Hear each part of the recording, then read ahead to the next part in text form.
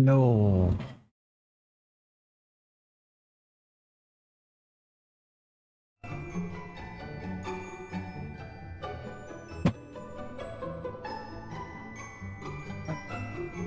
All right.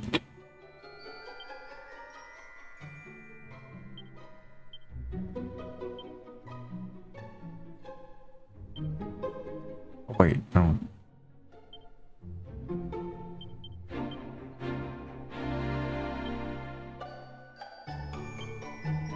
What's Draconian Quest?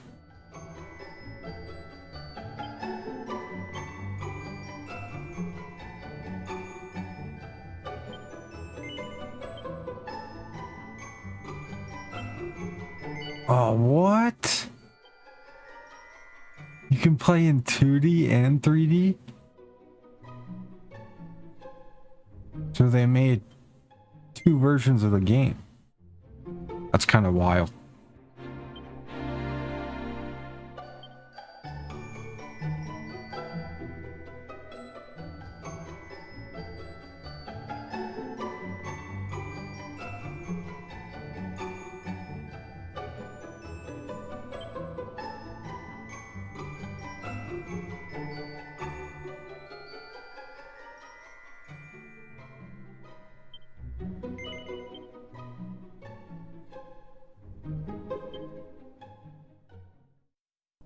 All right.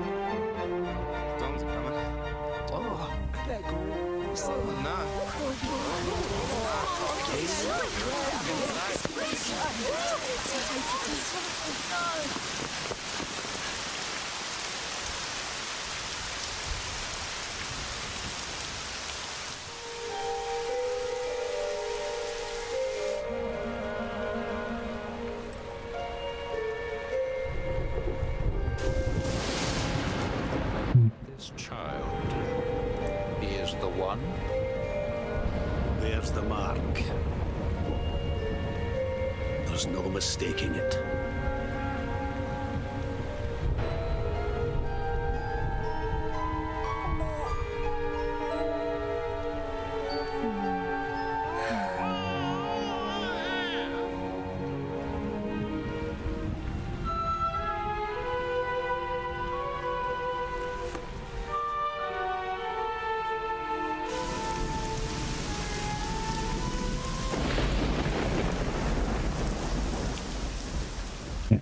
Baby is super ugly, but the mom is super hot.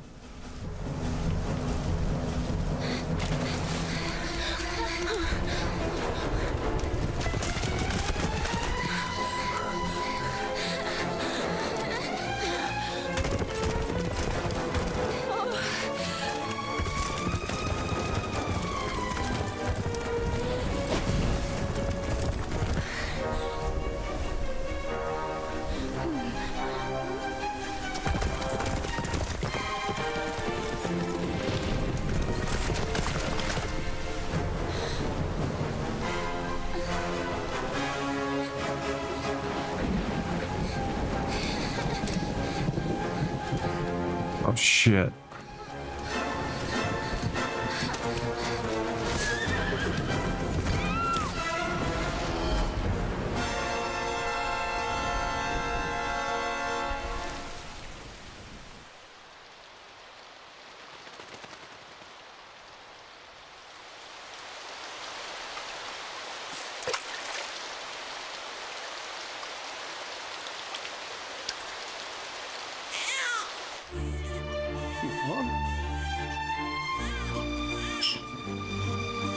Oh my. What in heaven? heavens are you doing here? And after that awful storm, too. However did you survive? Oh, you're a jolly one. What's this? Oh, you poor thing. Come here. Come here. Oh, there's no need to be frightened anymore. You're safe now, little fellow.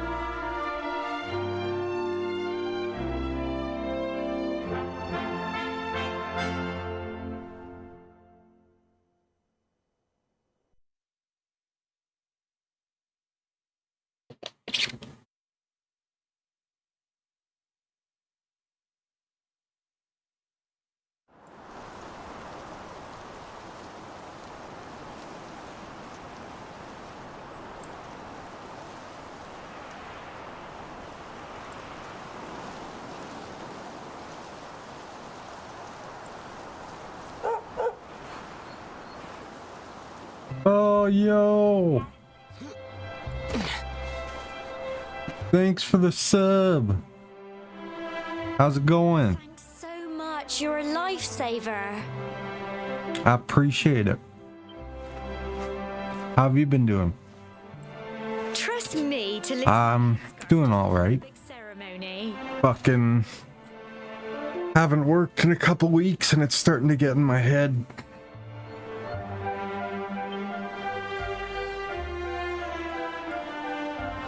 Oh, how are you doing good if you just play COD? Finally here, the big day. I started playing again when they switched to Verdansk. And all the way up there. Hell on earth for me now.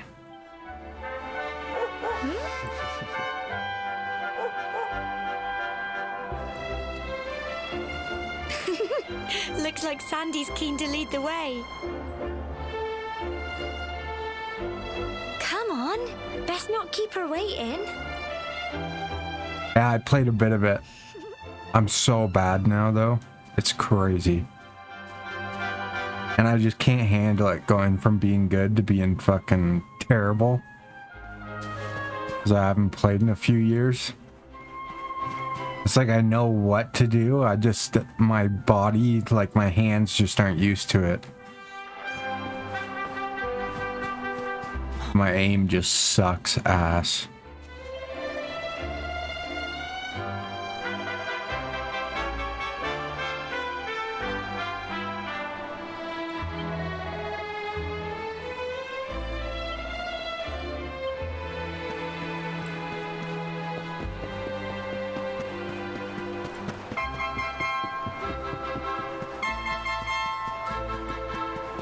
This game is supposed to be a feel-good game, so I'm trying to see if it'll help with my mood.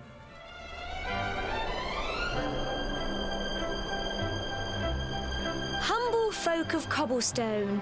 Great Oh yeah, I was using that to try level up some guns. isn't it? My granddad. It sucks because it doesn't feel the spirit of the land really the same when you win the casual, but then I play the normal one and just get shit on so bad. the day it would finally be my turn to climb all the way up there and offer my thanks. I just wonder whose idea it was in the first place, sending the village's young folk on such a dangerous errand. What if I take a tumble and do myself a mischief? Yeah,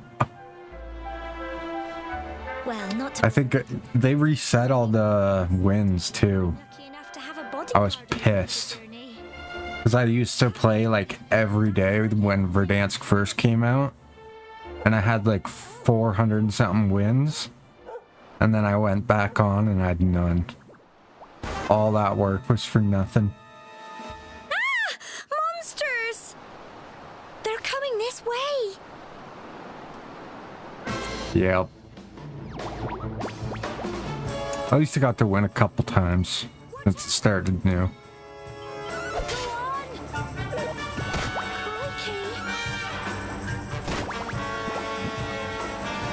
Go on! Crikey! Crumbs! Crikey crumbs. Fight and fight some more! Get him! Crikey! Go on! You can do it! Crumbs! Oh my god, how... Can you fast forward? Go on! Here you go.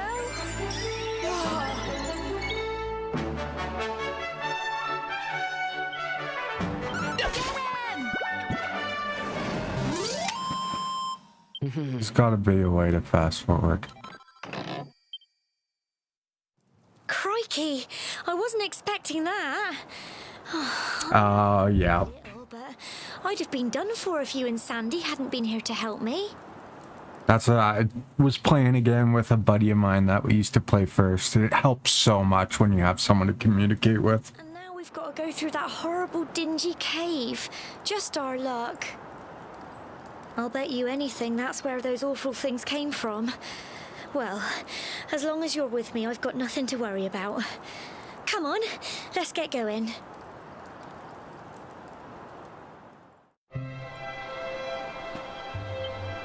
Hey, how do I fast forward?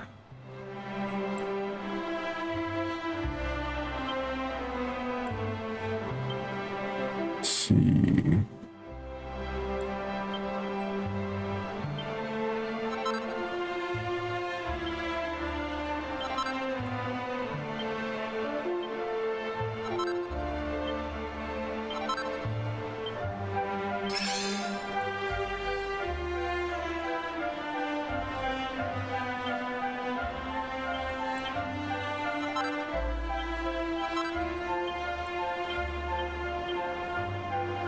Okay, battle mode, speed, let's do fast. See how well that does. Oh my god. No, that's fucking ridiculous. That's the main problem with that game. It's so many cheaters in it. So even when you do good, like, even when you get killed, you literally have like a 50-50 chance that it was a cheater.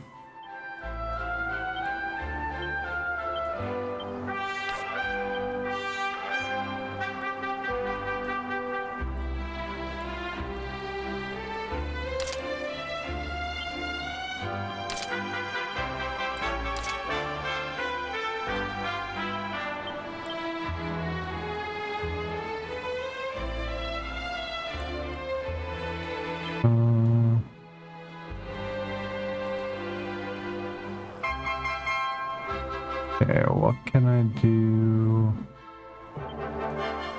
Attributes.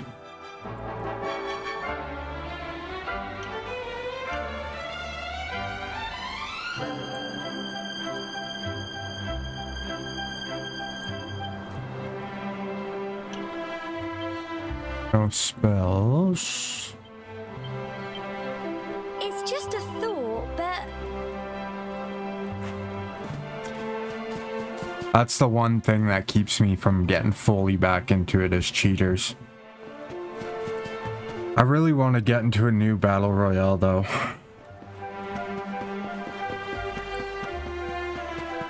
It's just so hard. Because Call of Duty is the only shooter that I've ever been like really good at. And it just feels right. Call of Duty always just feels right to me. Everything else just feels weird.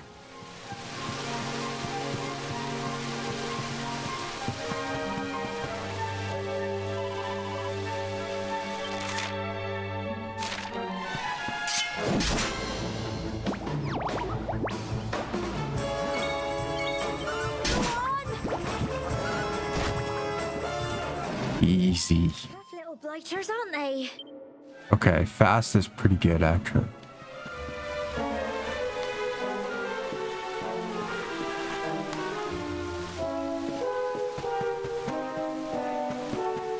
I really wish there was a way to figure out the cheater problem. It just like, I don't understand people, like, I just don't get the point of cheating. Like, how is it fun? And it just ruins games. Like, if there was no such thing as cheating, oh my god. So many games would be so much better.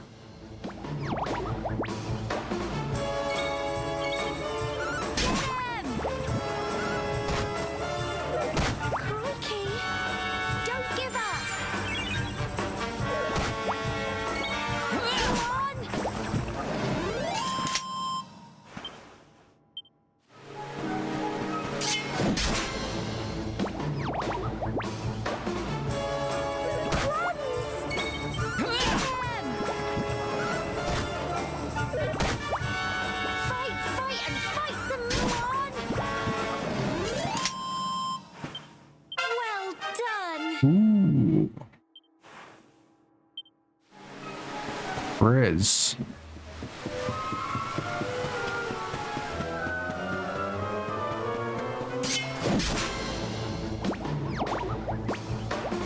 Alright, let's try out Frizz. Oh, yeah. Phew.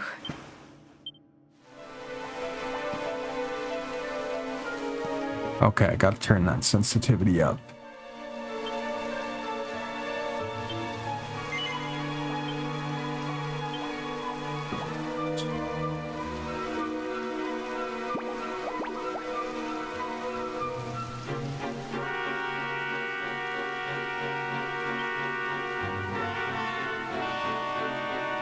Oh my god, how is it that slow?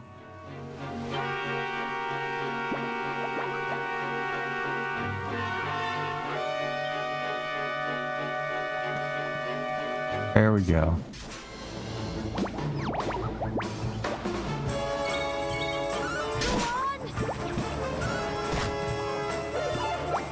Go on! You can do it! Tough little blighters, aren't they? Oh, I miss Expedition 33. It just left this hole that nothing else can fill. Have you played Expedition 33?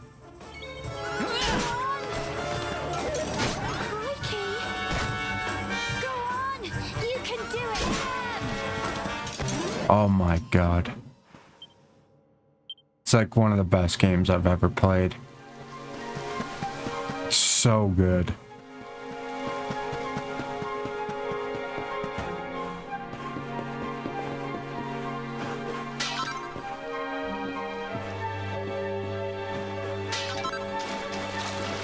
Well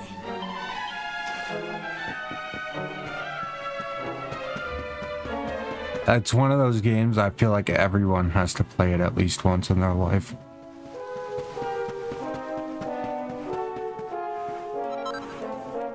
It's actually just phenomenal.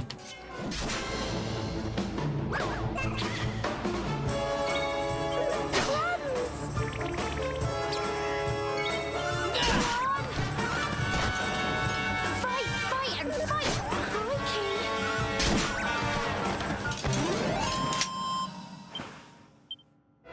It's made by a French studio of people that used to work at Ubisoft and then they quit because they were bored. And they created their own game, and it's a 10 out of 10 perfect game. It is fucking amazing. Cool. Look at all this fog. Is this normal, do you think? Claire Obscure, Expedition 33. Help me! It's not even a full-priced game either.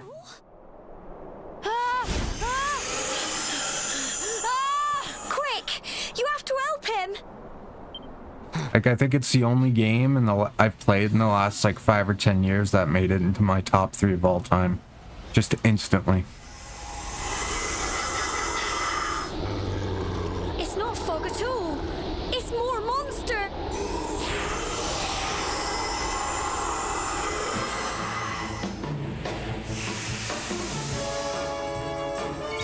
Watch out!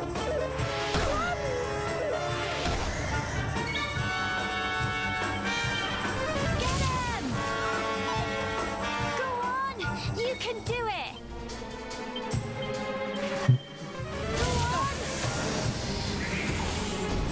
Crikey! Oh, shit. It's not good. Don't give up! Get him! Here you go! Nice. Okay. Appreciate the sub. Hopefully I'll see you soon. Proud of you. I'm sorry, Gemma. I only came up here because I thought it'd be funny to jump out and surprise you. But then those monsters appeared. What in the world is going on? I never heard anything about... So weird. Why are they all Australian? before. But never mind that now. Whatever were you thinking? You could have been killed. You take Sandy and get back to the village this instant. Yes, Gemma. Sorry, Gemma.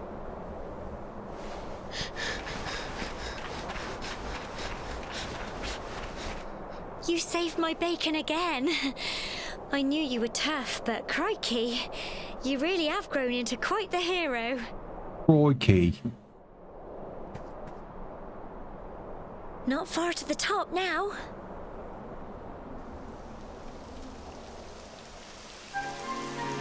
Typical. It would have to go and start raining, wouldn't it? Come on, let's get a move on.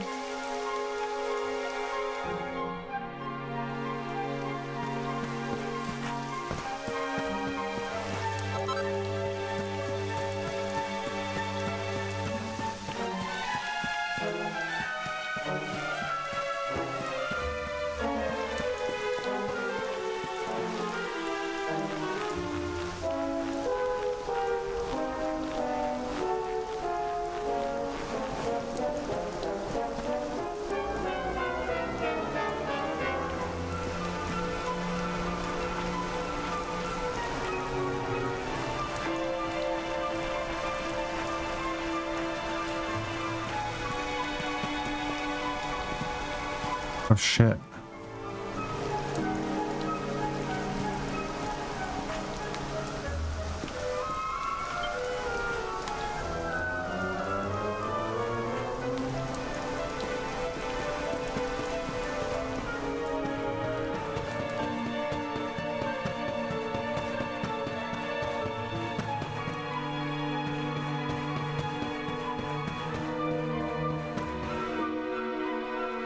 Here we are at last.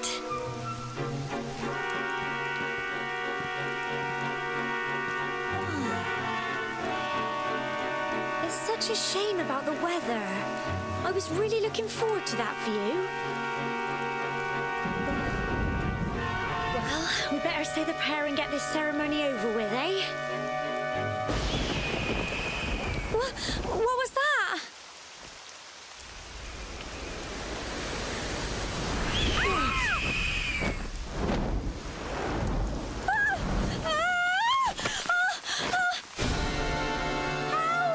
Help me! Help!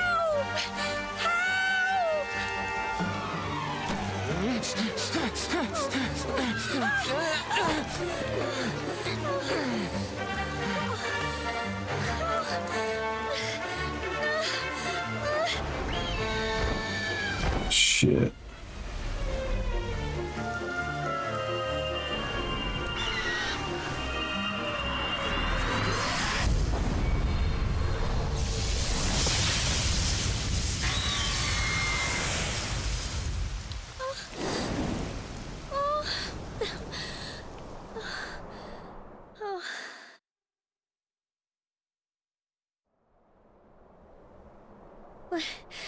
We're alive. But how? That great big flash of lightning. It was almost like you made it happen. Bad deed, bitch.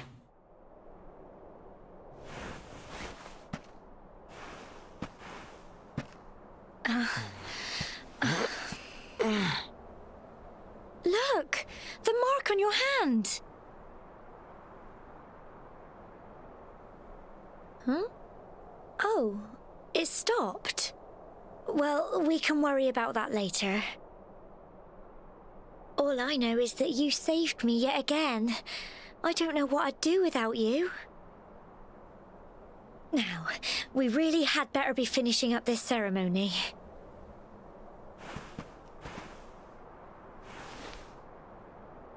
Humble folk of cobblestone, great land spirits, hearth and home. Lift your voices up in prayer, sing it across all our drear. Blessed are we since days of yore, Let it be so forevermore.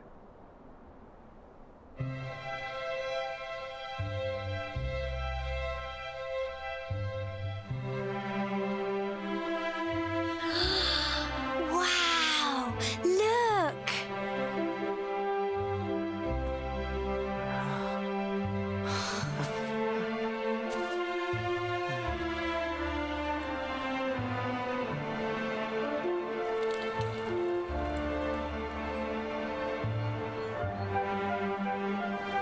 It just goes on and on and on. Whoever dreamed up this ceremony must have had this in mind. They wanted to show us how huge our world really is. Well, that's it. It's all over and now we're grown-ups. Shall we head down and tell Grandad and everyone? They'll all be waiting for us at the bottom.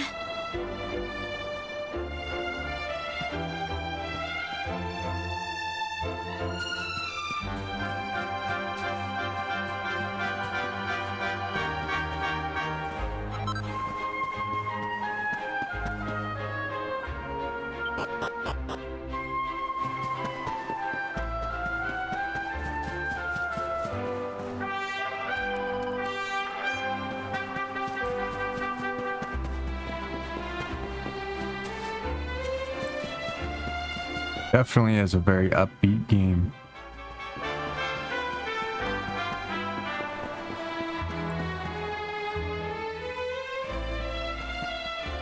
We're back safe and sound, Grandad. Indeed you are, my dear. Thank the spirits for that. When we saw lightning striking up there, we got a little worried, I have to tell you.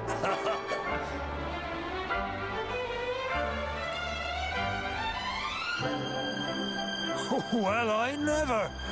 Sounds like it's nothing short of a miracle that you made it back in one piece.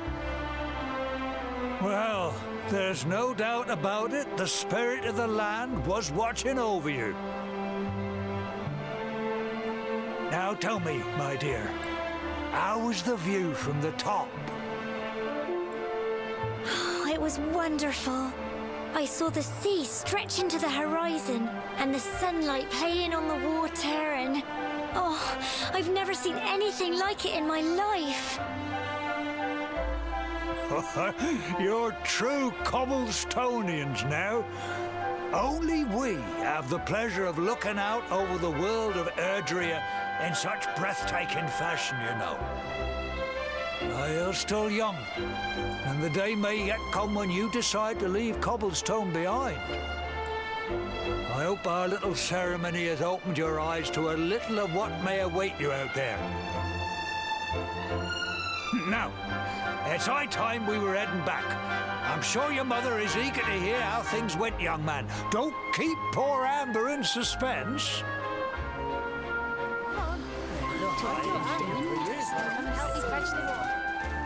Come on, you. Home time.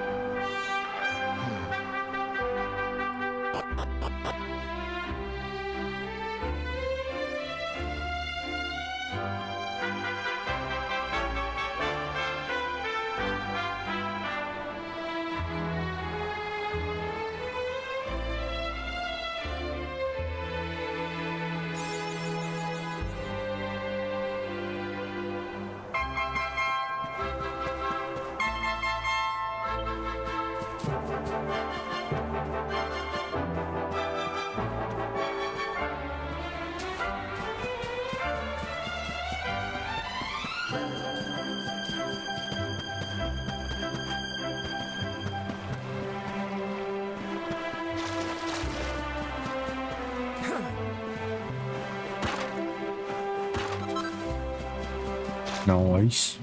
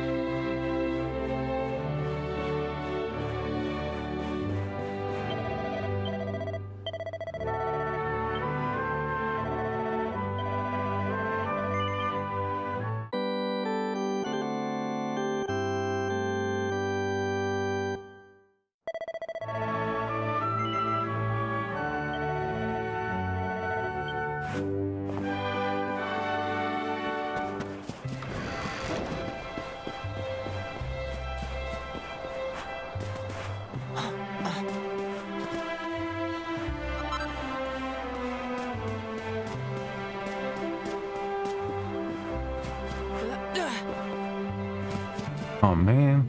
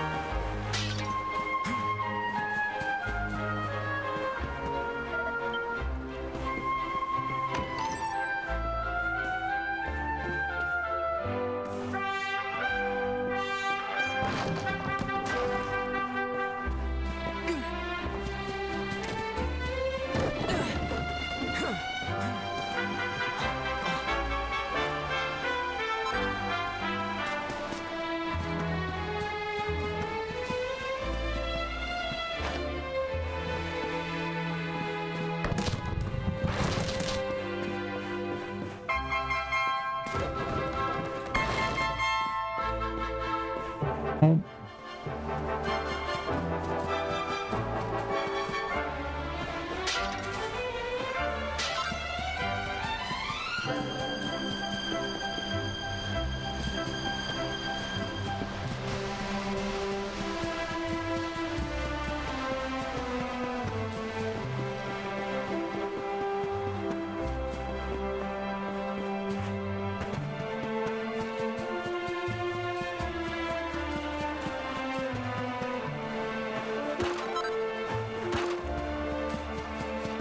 Let's see.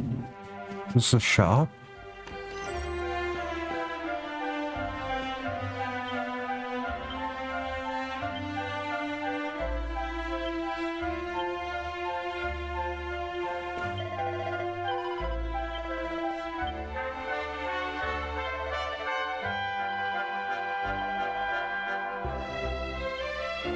Okay, not a shop.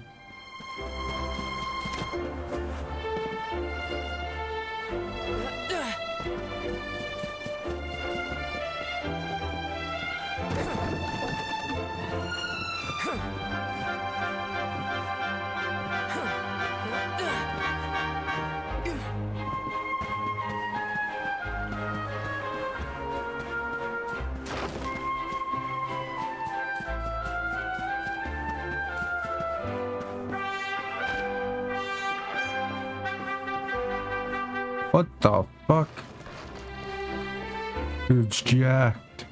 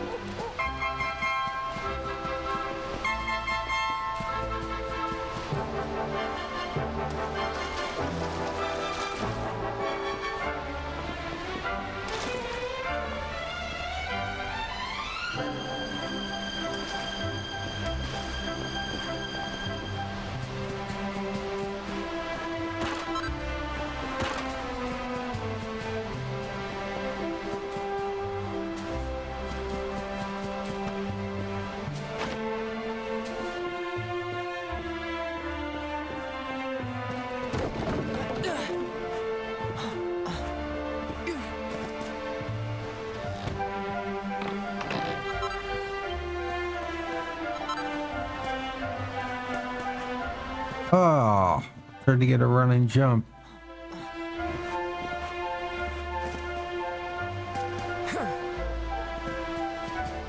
Come on.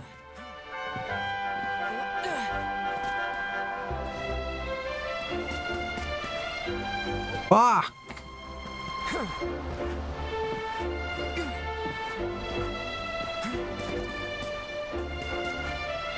No, they don't let you do it.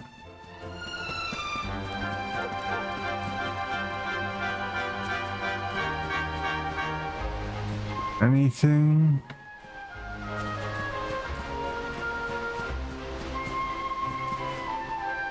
Oh. Come on, there's gotta be something.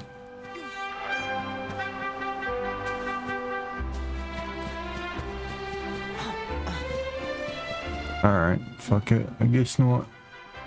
Oh, here's my little soldier. Well, not so little anymore. I've heard all about your big adventure. Look at you, all grown up. I hope he wasn't too much of a bother, Gemma dear. Of course not. Quite the opposite, in fact. You would have been proud of him. We got attacked by a monster at the top of the tour, and I ended up hanging onto the edge of the cliff by my fingertips. I thought I was done for. But you'll never guess what happened next. That mark on his hand suddenly lit up, and a bolt of lightning hit the monster. What did you say? That funny little mark? Lightning flying about the place? Goodness me. Here I was hoping he'd turn out nice and ordinary, but it seems his grandfather was right all along. Well, I've been putting this off for long enough now. You and me need to have a little talk.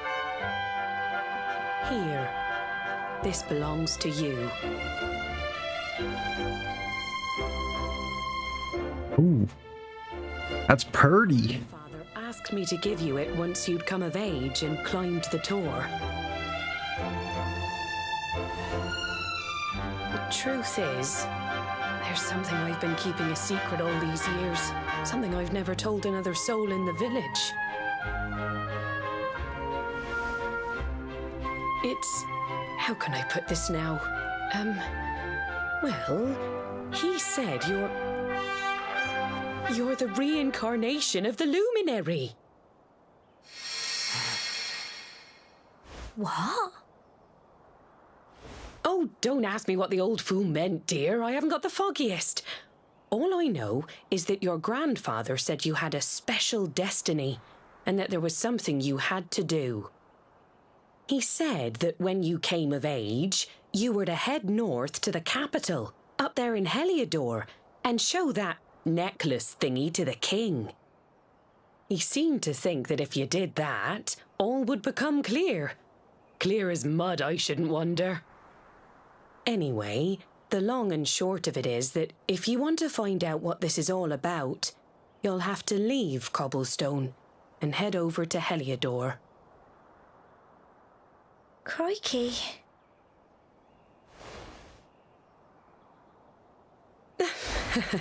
Well, I can't stop you leaving, I'm sure, but you won't be marching on an empty stomach.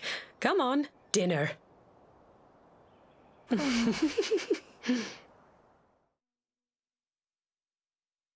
It's luminary.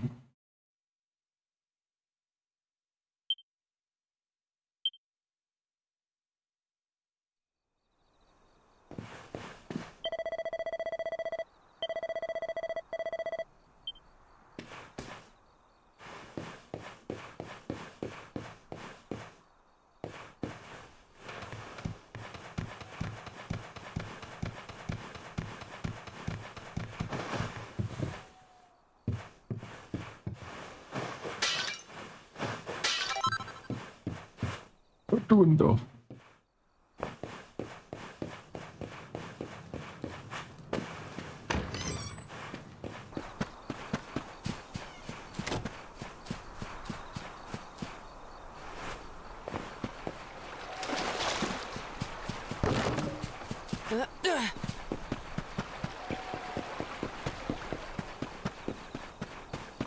Oh, what's she doing out here? Oh, can't sleep either, eh? You remember this tree, don't you? I got my scarf stuck in it all those years ago. There I was, crying like mad, and there you were, running round trying to help me get it down. Some things never change, eh? You know, I always imagined we'd spend our whole lives right here in Cobblestone. That's why I was so surprised by what your mum said today. All that stuff about you being the luminary, that reincarnation thing.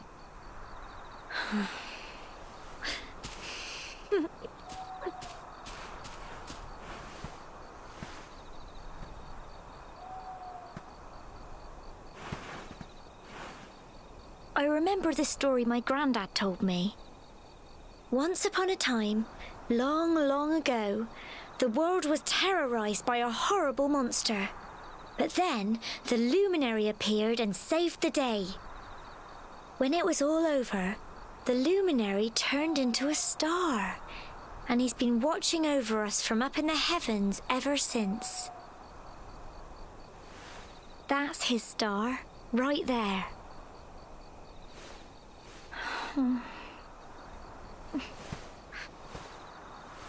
How can you be the luminary too? I just don't get it. I know. That's what you're going to Heliodor to find out. I understand, really I do. Listen, we should both be getting back. Everyone will be wondering where we've got to.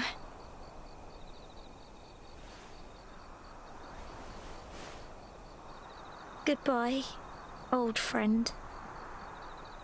What? I'm not going forever.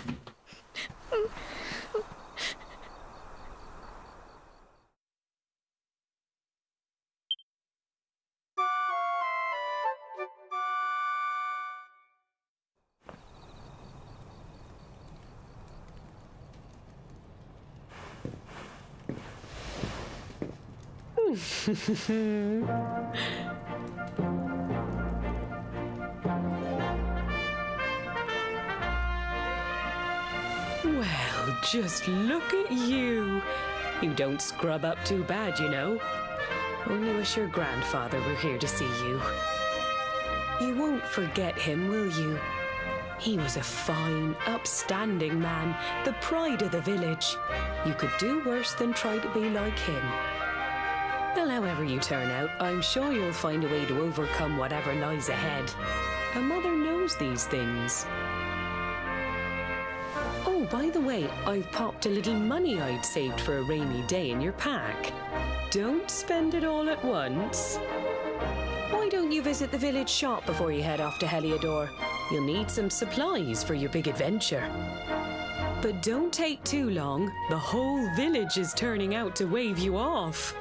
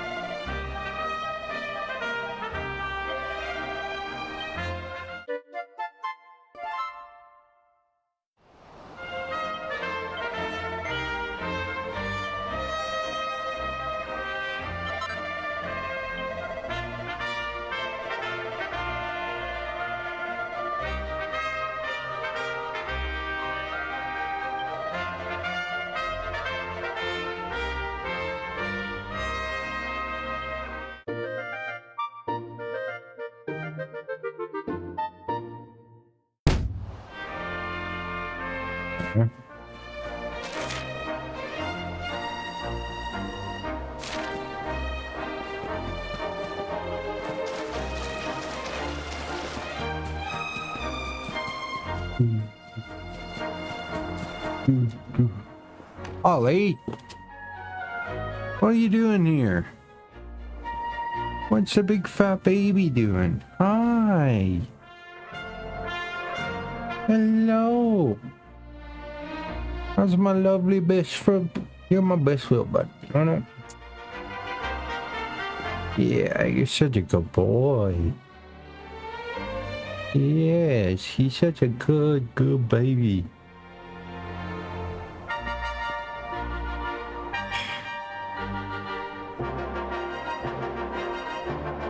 Yes, he's such a good boy.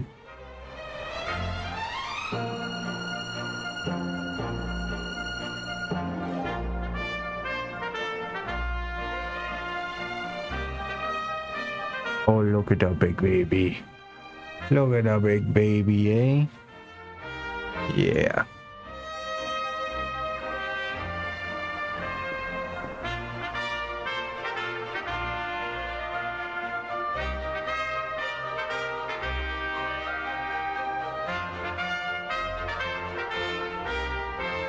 No, you're not making belly biscuits. Don't even try it. Come on. Come on, sit down somehow. There you go.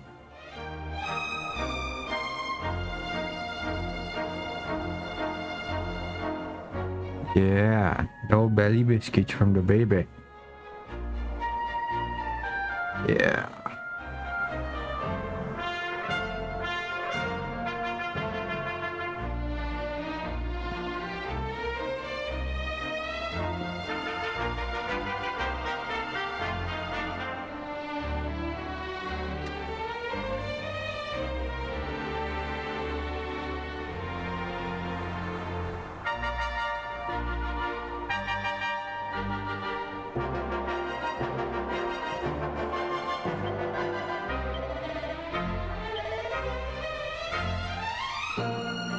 Hyper stick, what is that?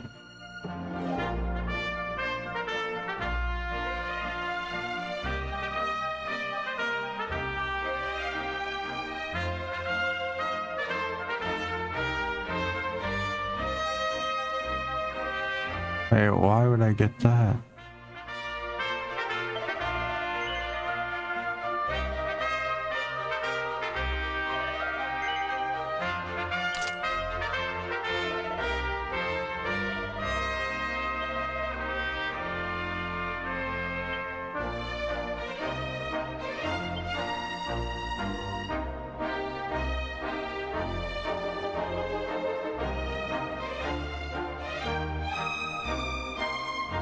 A nifty nut that confers any extra skill point upon anyone who eats it.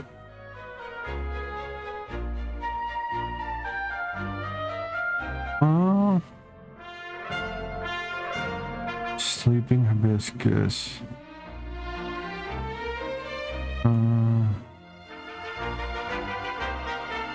Okay. Let's use the skill nut.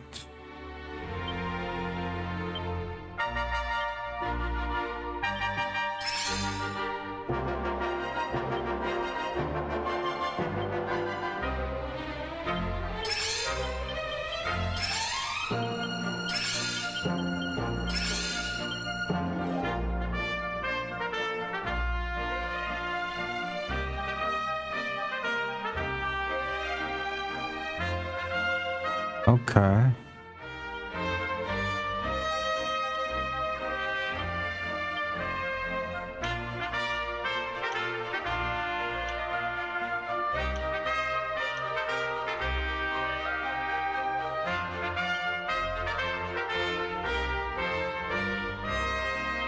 Hey, but what does skill points do?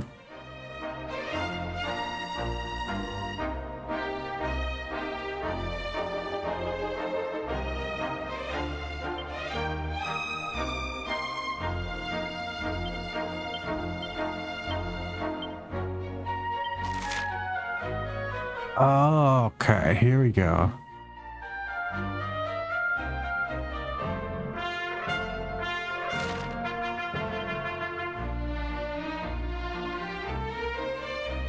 Great swords.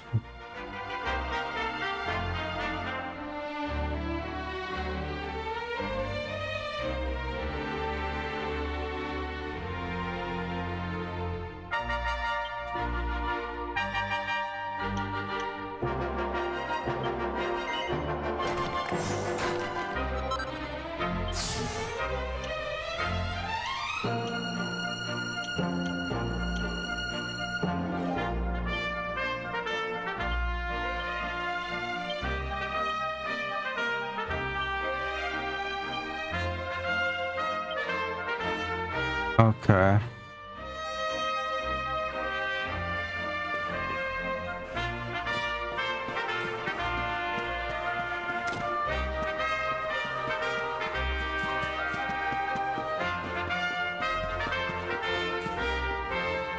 Oh, not this way.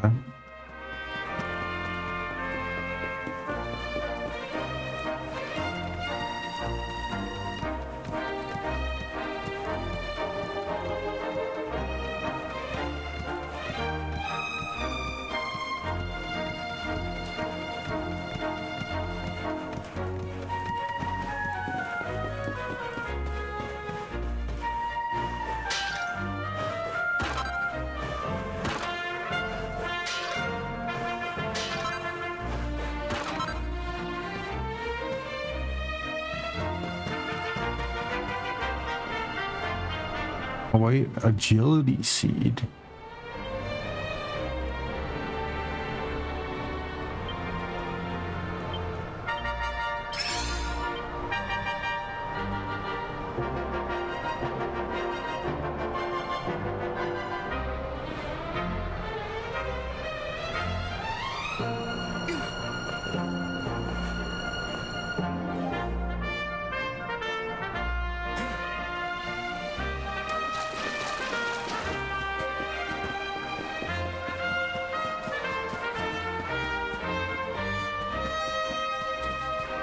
Hey, what the fuck?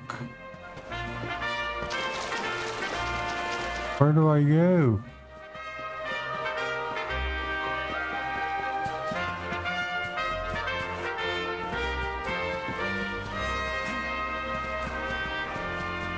There we are.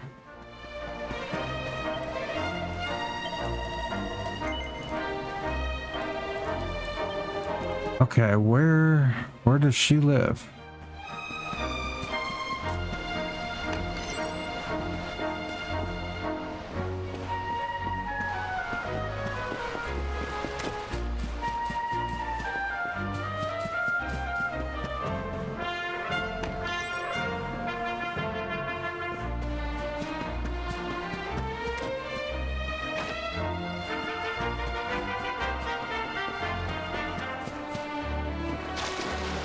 Oh, I know.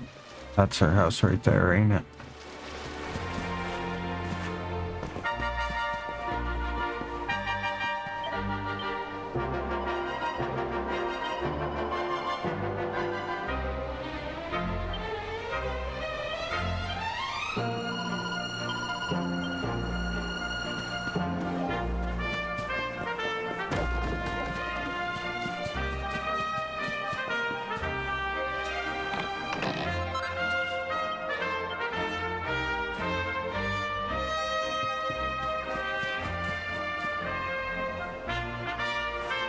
I see you, bitch. Wow. Ignore me.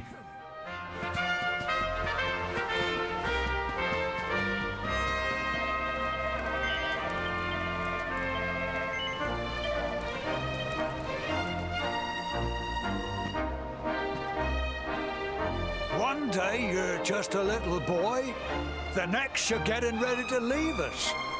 I only wish your grandfather could see what a fine young man you've become. To think, it's been so many years already since old Chalky found you floating I mean, since he brought you to Cobblestone. We never thought there was anything out of the ordinary about you. And now suddenly there's all this talk of luminaries of all things. You know who the luminary was, of course.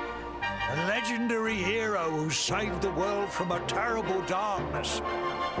And we're supposed to believe that you're him reincarnated? I don't doubt old Chalky, of course, but it is a little hard to swallow, I must say. When you meet the King of Heliodor, put in a good word for old Cobblestone, won't you, eh? If he finds out this is the village where the luminary was raised, there might be something in it for us. Oh, you are terrible. Trust you to be thinking about what you can get out of it. Oh, no, I'm only joking, of course. The very thought. Anyway, where was I? Ah, yes. Now, the fate that awaits you may well be one beyond anything we simple country folk can imagine. But you must allow us to offer what little assistance we can. Take this map of Erdrea with you. May it prove useful in finding your way.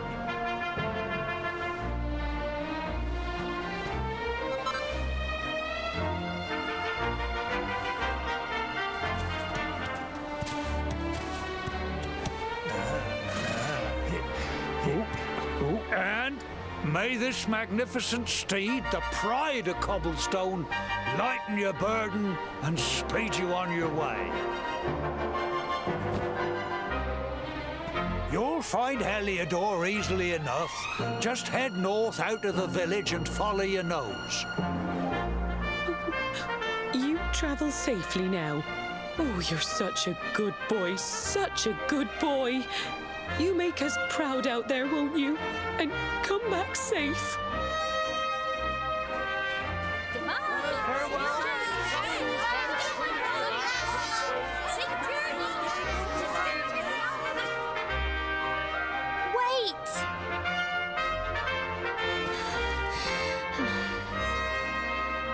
Here, take this with you. I made it for you.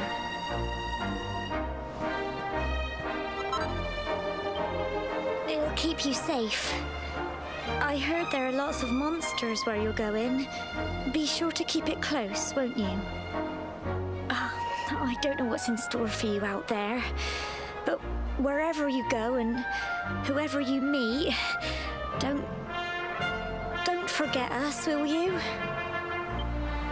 Take care, and remember, we'll be waiting for you.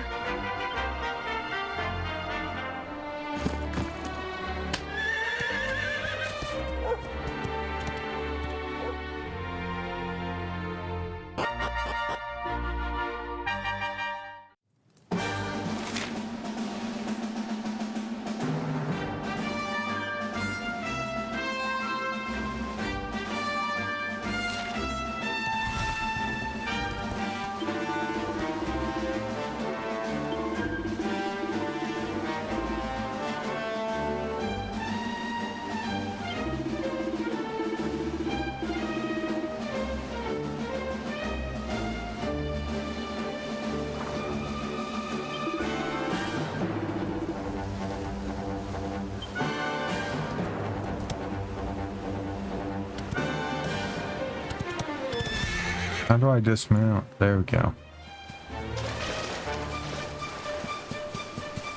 I need to search every corner. I can't do that on the horse.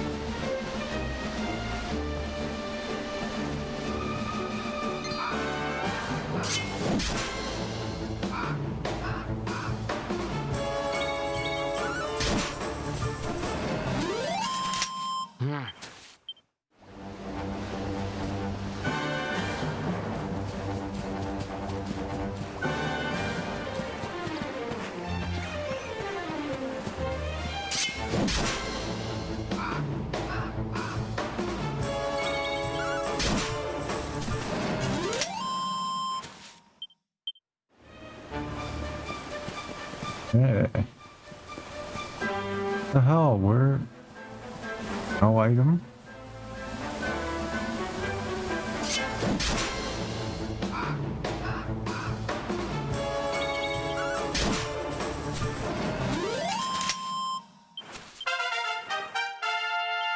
Nice.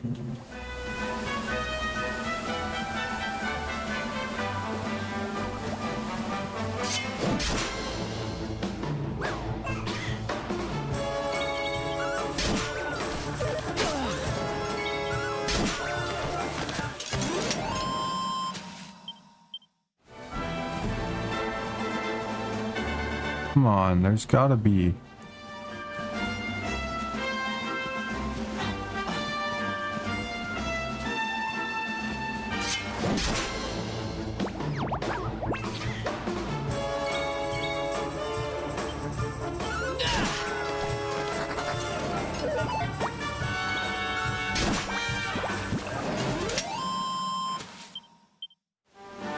There's no chests or anything here?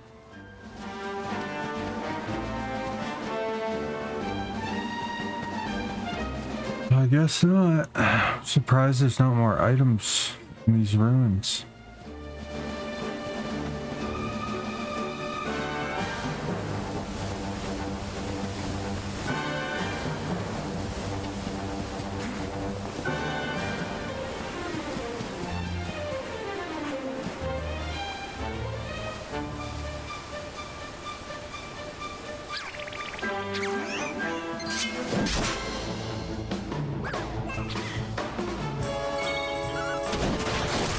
Ooh.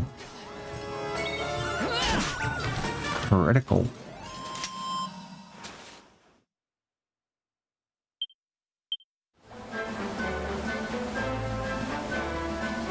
All right.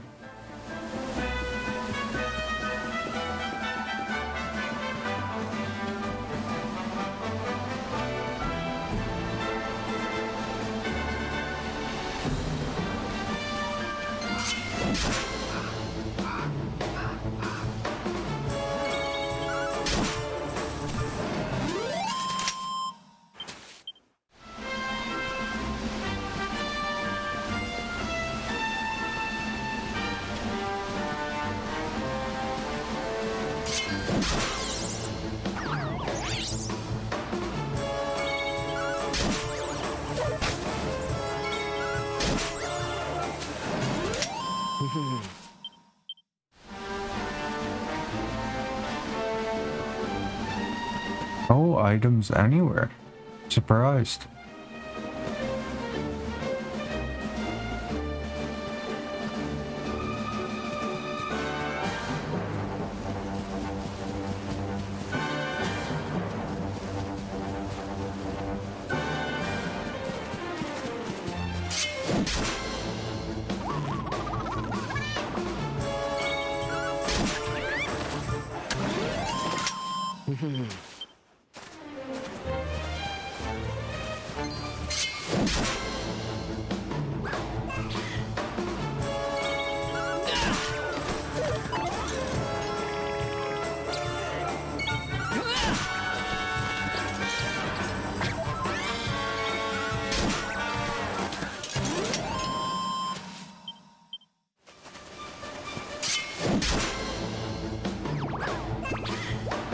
Jesus.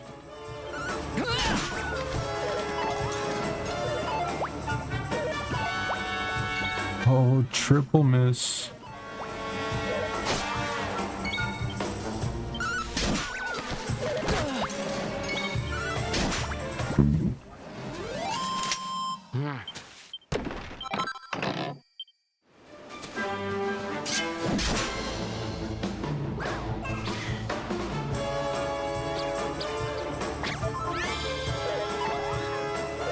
Wait, why are they attacking first?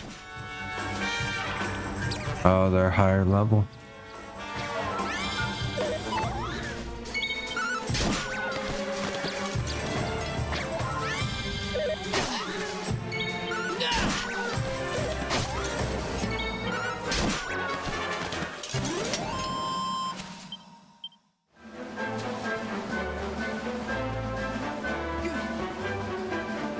Nothing up here?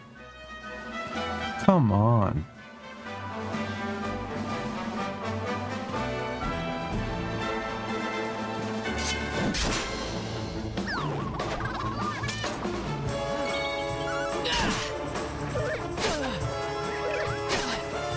Okay, they're starting to get a little...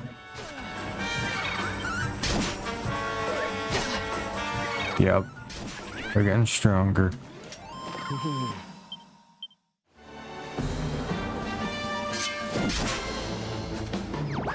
Shit. Oh no. Oh no.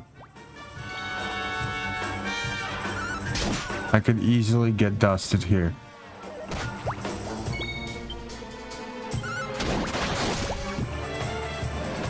He hits more than one? No! Oh, I took a chance and it didn't pay off.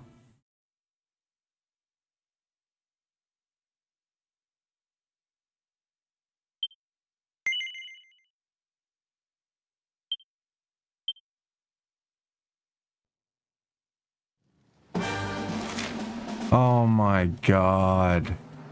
I'm so dumb. Why would I risk that? I forgot this game is an autosave. Fuck. God damn it. Okay, no more fucking around with that. No more risking it.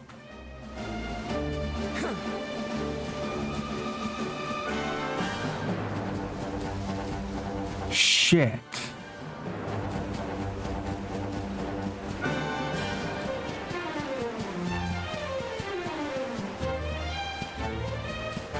Oh, god damn it, man. For fuck's sakes. That was a stupid move. Well, lesson learned. At least I learned it at the beginning.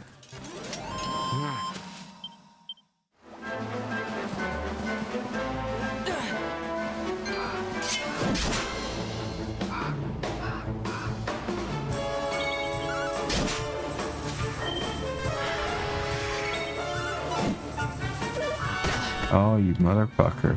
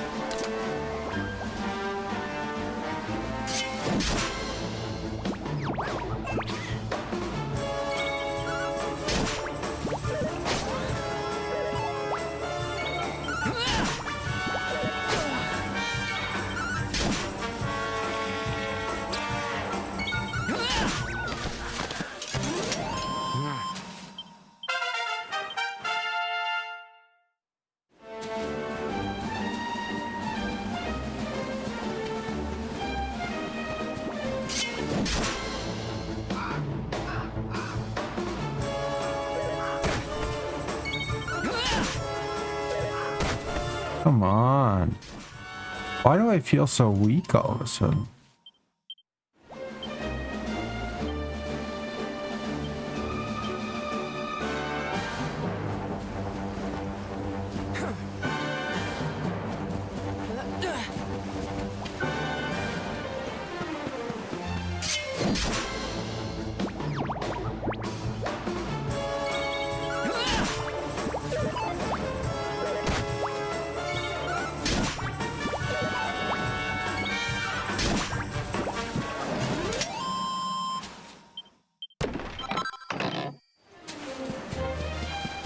Can't believe I have to restart all because I wanted to save a medicinal herb. How stupid do I gotta be?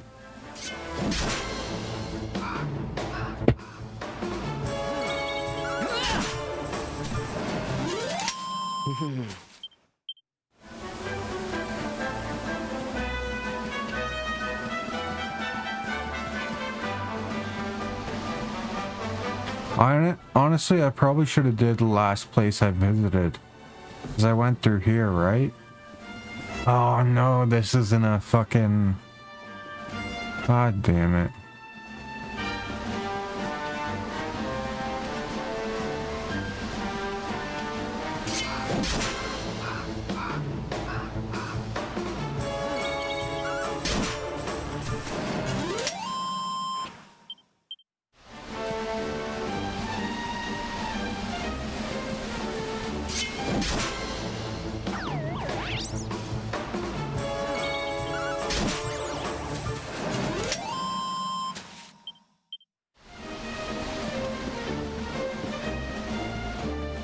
Yeah, it's not a quick...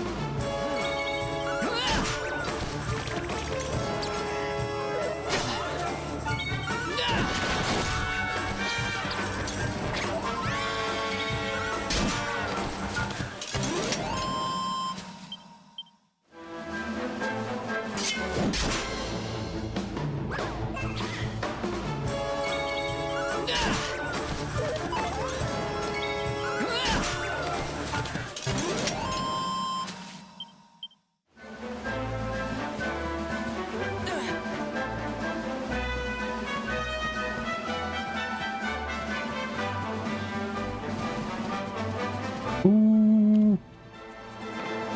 The searching pays off.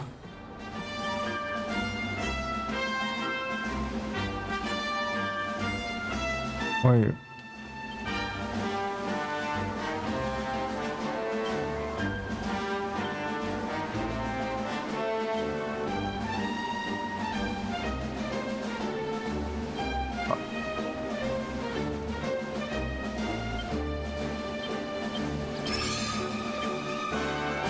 There we go.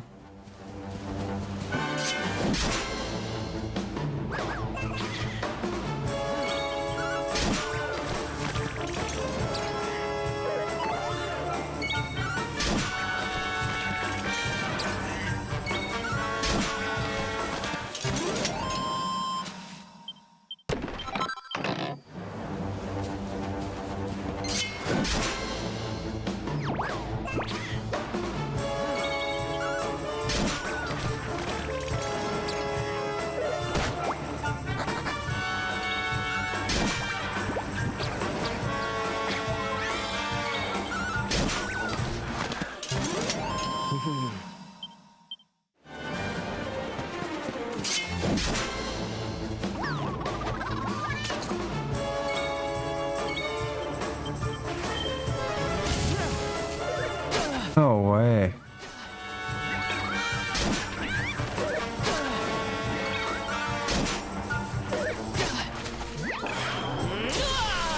Oh shit.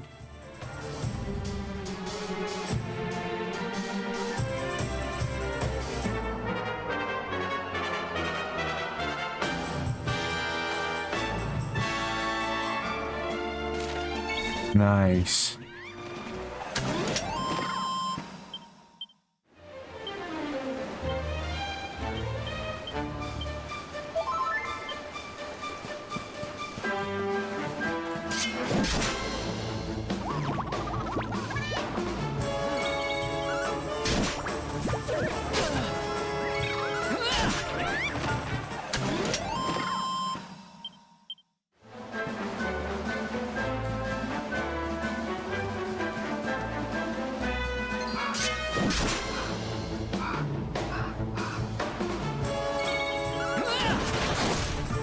Damn.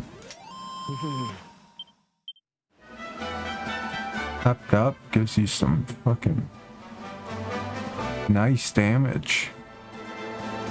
Hey, that's where I got my...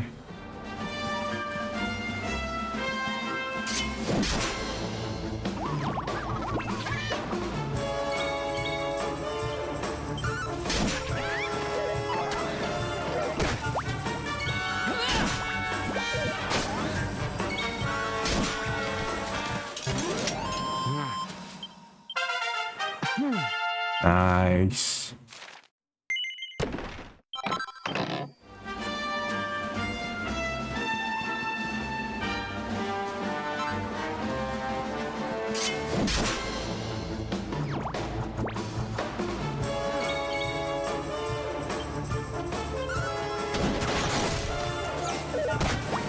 Get fucked.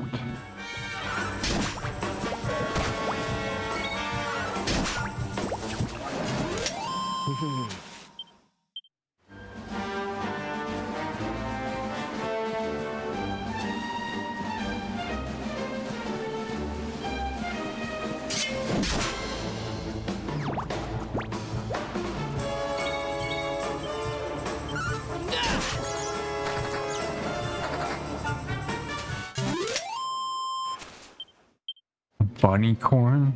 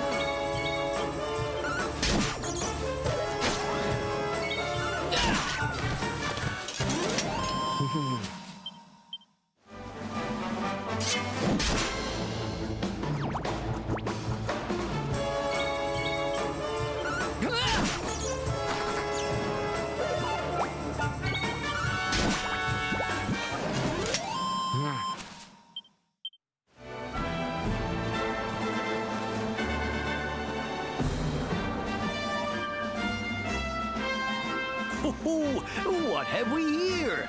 I know a budding adventurer when I see one. It can be risky heading into the great outdoors if you aren't familiar with the basics of survival, you know. Well, fear not. See the remains of that fire over there? Well, when you spy one of those, it means you can set up camp and rest your weary bones. To settle down for the night, just go up to the fire and examine it. You'll soon be enjoying a well-earned break. What's that? You're worried about being attacked by monsters while you sleep?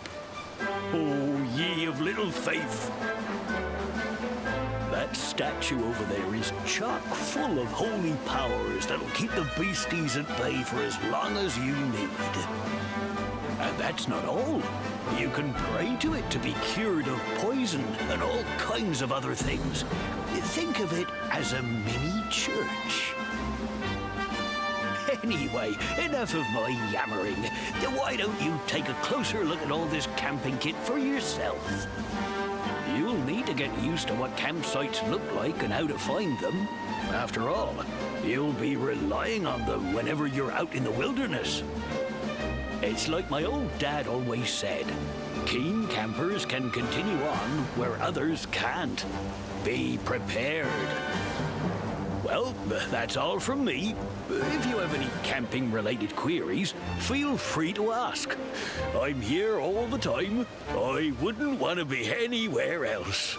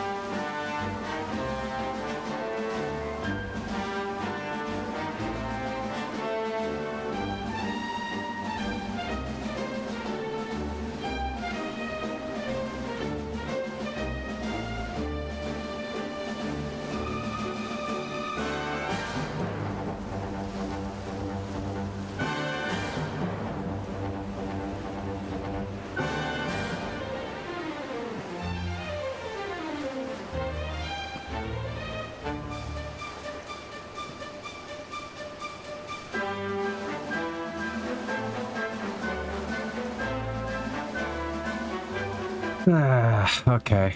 I was gonna play Honkai Star Rail, but apparently it's pretty bad. And it takes up over 100 gigs, so I'm not doing that.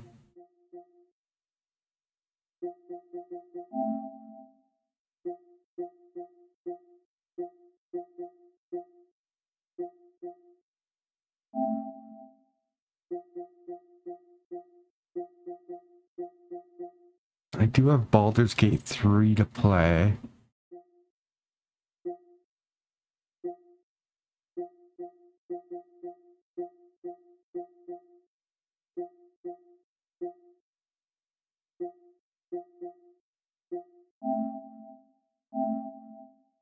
I love Firewatch. I wouldn't mind playing that again.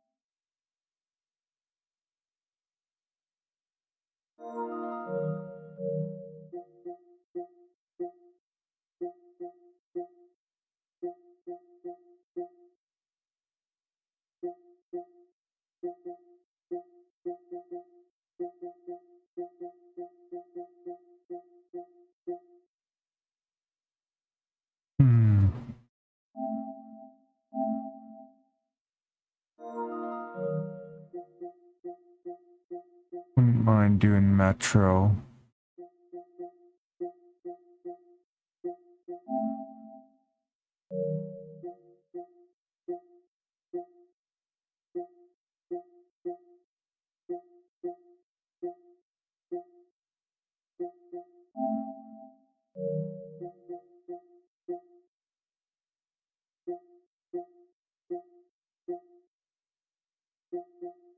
Out of the Colossus, remove from game list. I don't like it. Sekiro, not for me.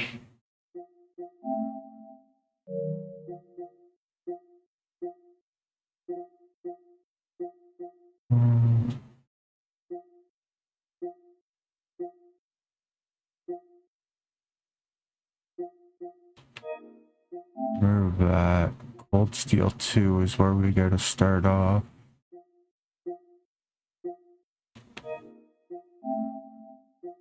Get the upgraded version of Until Dawn.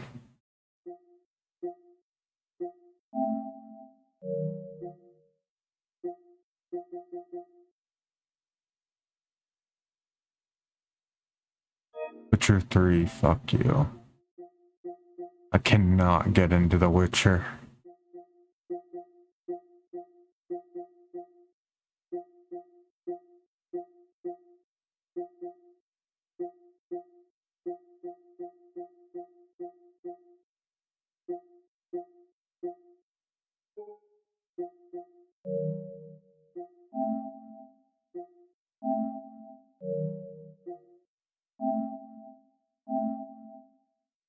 What?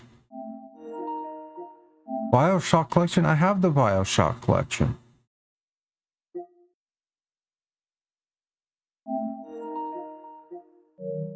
That's bullshit.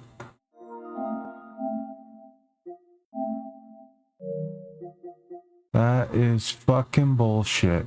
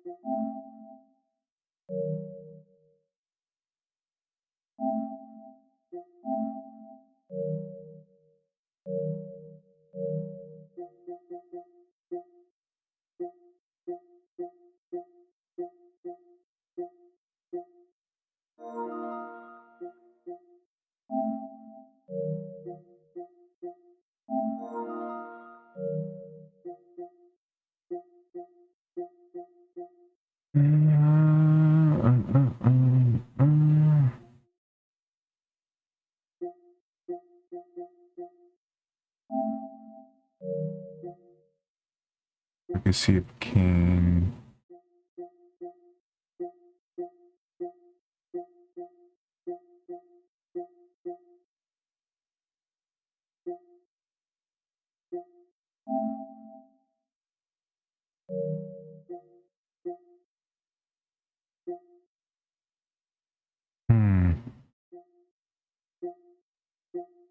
I don't know what the fuck to play.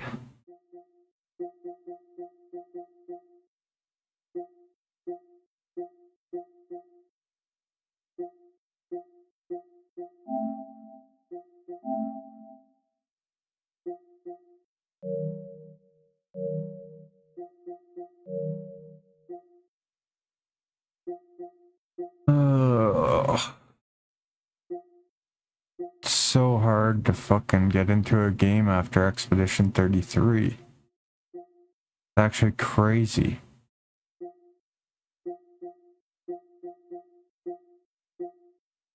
Atomfall.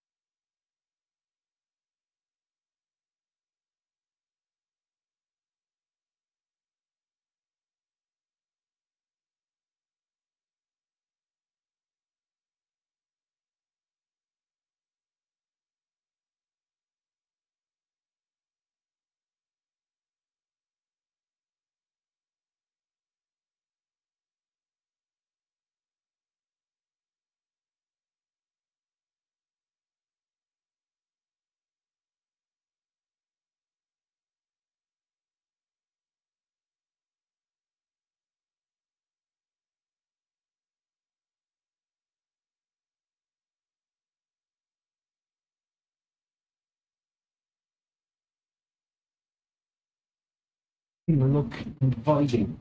Right, Ollie? Good baby.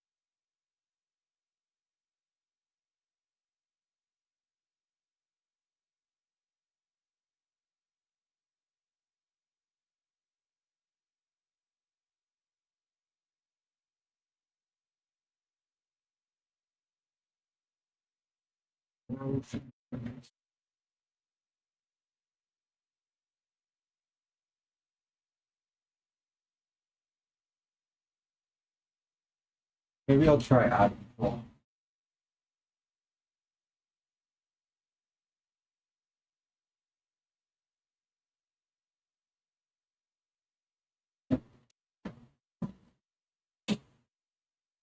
Games.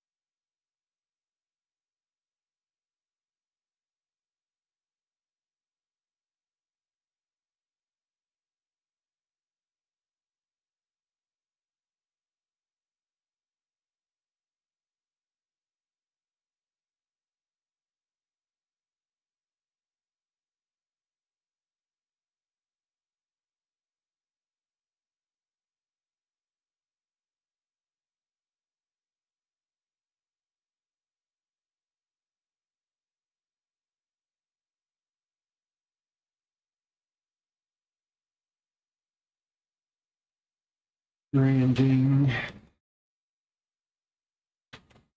Okay, so Atom Falls, Star Ocean, Lunar, Star Ocean, Asian. Maybe I need something more realistic, like Alan Wake 2 or Atom Fall.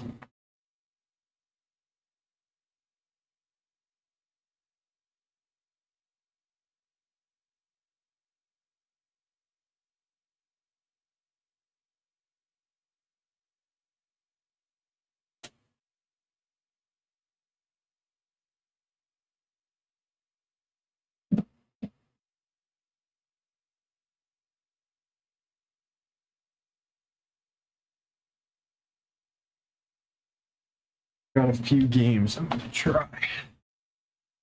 We'll try out Alan Wake 2 first. I've got 3 games in mind. Alan Wake 2.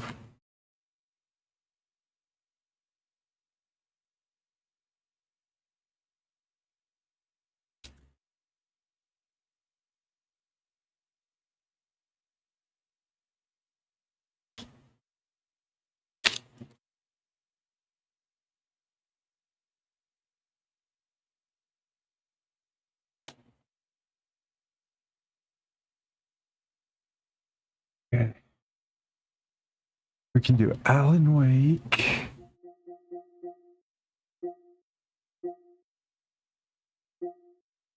So I'm thinking Alan Wake. God damn it.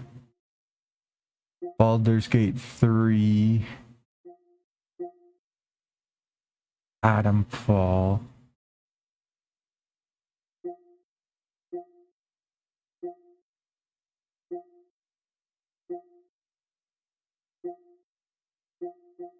Maybe I should try Atom Fall first.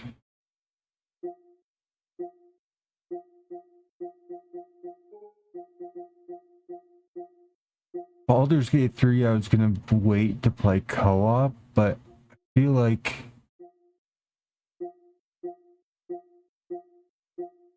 it being co-op is cool, but I don't know if I can really, like, do it at my own pace and shit with co-op.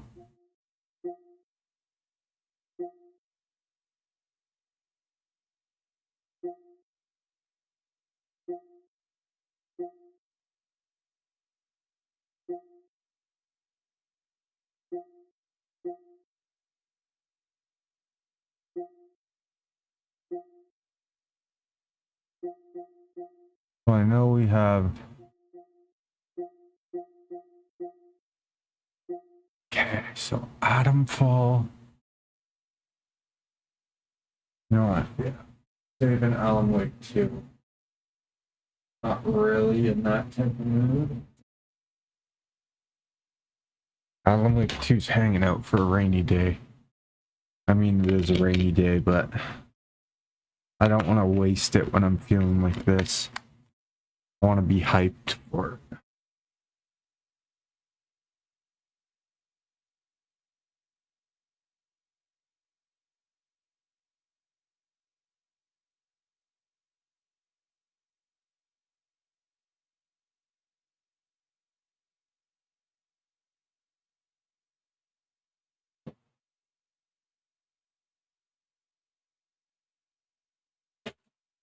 Fuck's sake.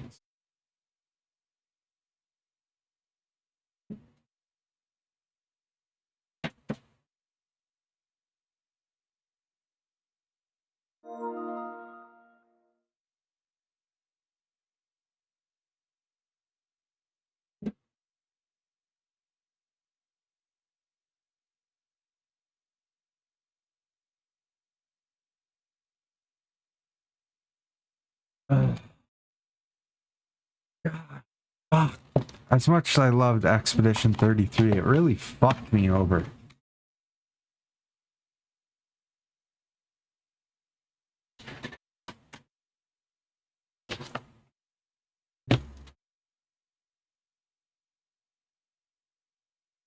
I can't get into Atomfall. I think it's got to be Baldur's Gate 3, because this is exactly the type of situation I've been saving Baldur's Gate 3 for. I know it's going to be a turn-based 10 out of 10 game.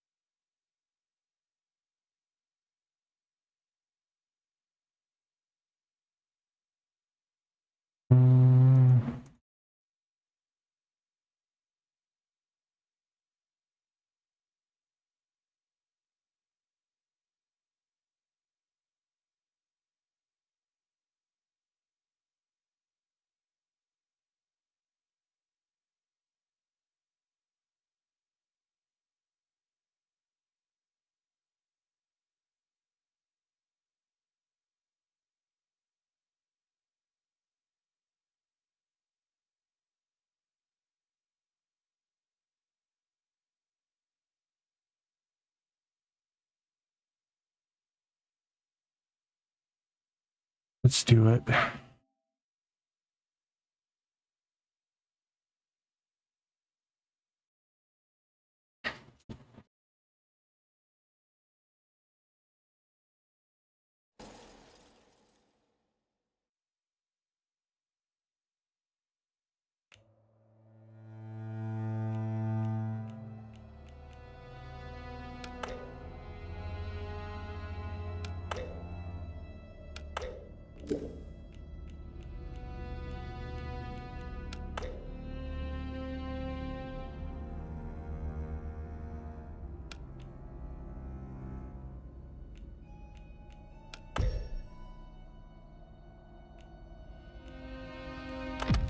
I don't have previous.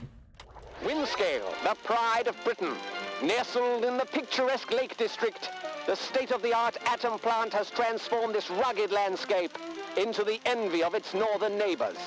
Scientific progress waits for no one, and The public has nothing to fear. The area will be reopened by Christmas at the latest. The situation is more complex than was at first understood. No military expeditions into the area have been lost. Where did you get such an idea? Perhaps by next Christmas. No! No more reconnaissance flights!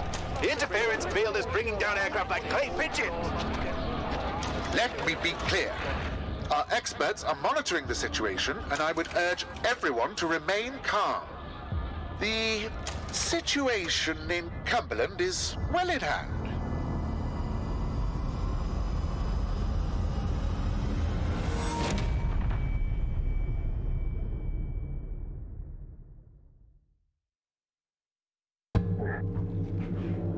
Is anybody there?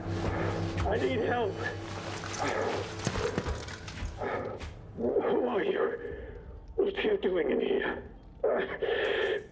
I thought this place was secure. Where's Dr. Powell?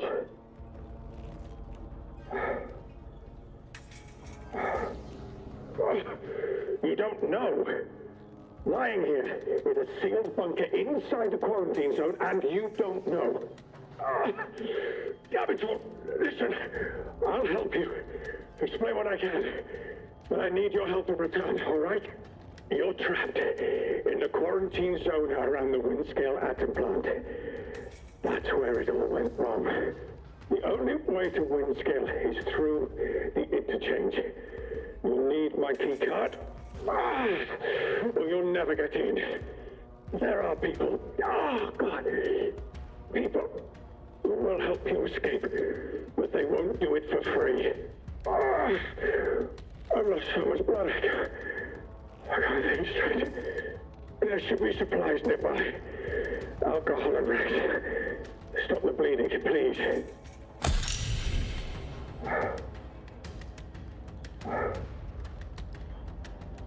Hurry.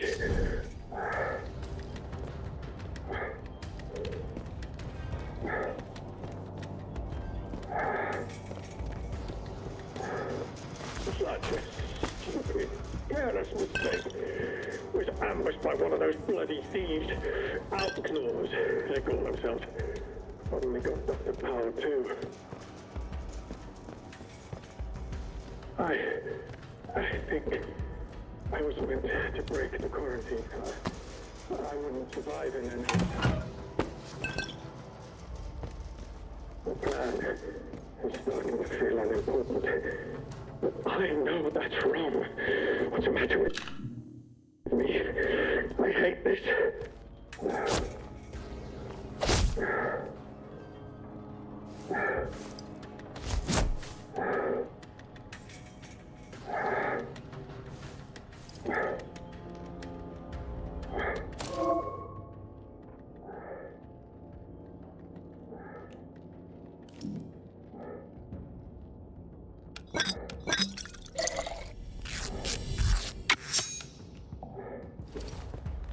Please, a bandage. Please help me. Thank you. Delaying the inevitable, I'm afraid. But at least I can think more clearly now. Here's my key card. It will get you out of here and into the interchange. It doesn't matter what else happens. As long as the truth of this place gets out. Here are my notes. Everything I remember. It's not much, but it's all I can do. Now listen, there's still every chance that something bad may happen to me, and you shouldn't be here when it does. If I can ever repay you for helping me, I will. But for your own safety, you should go. Leave me. Go now. It's...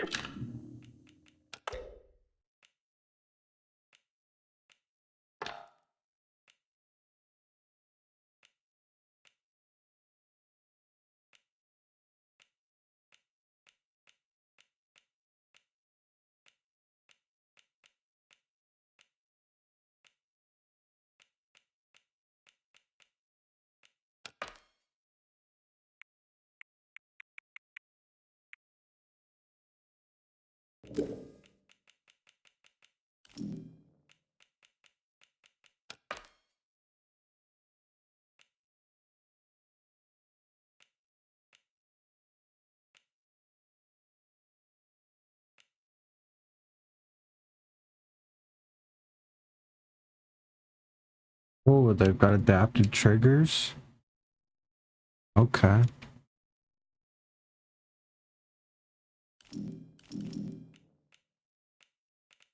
How do I change my...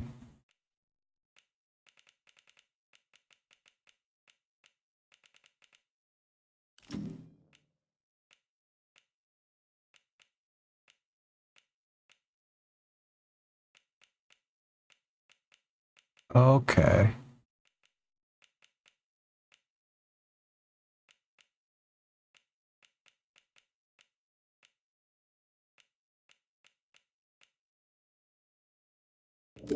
Where to find anyone who has the slightest spark of kindness in this place? It may help you to survive. Be on your guard out there. Everything is a threat.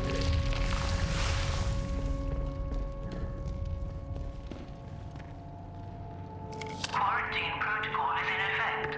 This door must remain sealed.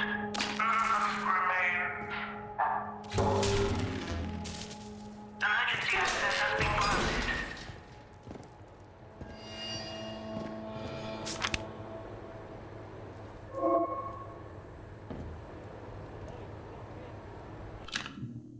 Okay. Maybe I should not do that. I thought the brightness would work, but no. Requires a reactor. Now, no point in hiding, chum. I'm between you and the exit.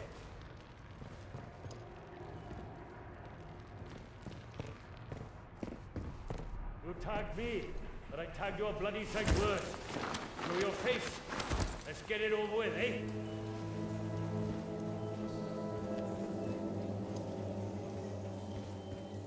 Come out, come out. Tea's getting cold. Oh.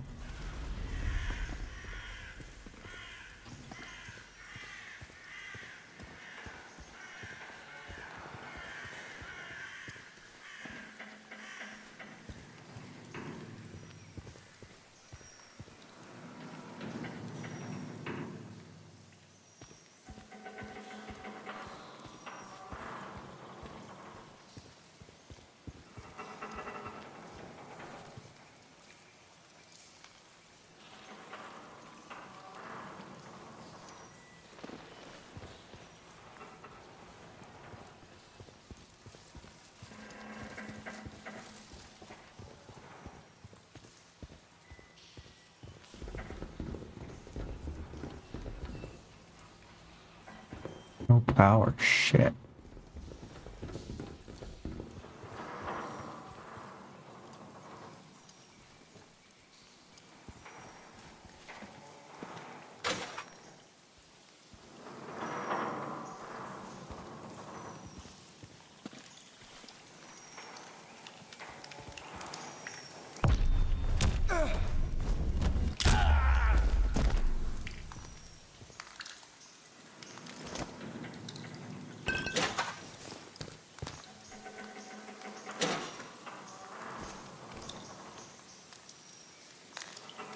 Empty.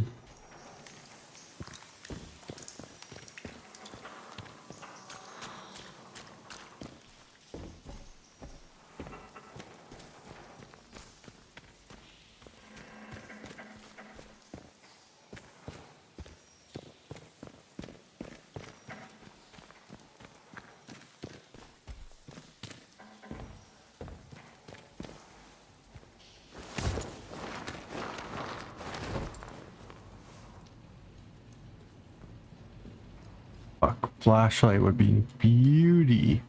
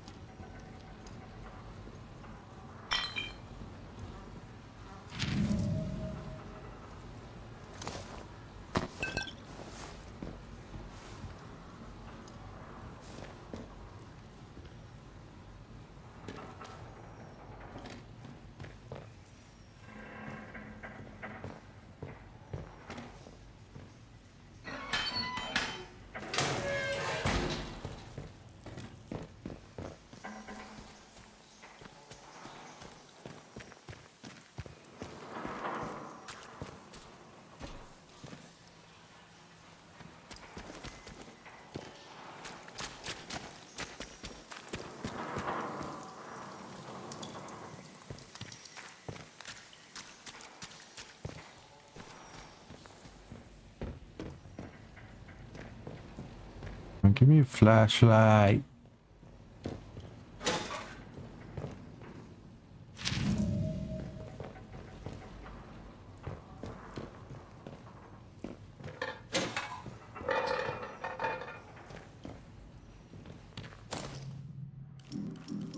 Investigation. Okay. Information and notes you find are recorded in a journal as leads, track leads, and pin them into your change.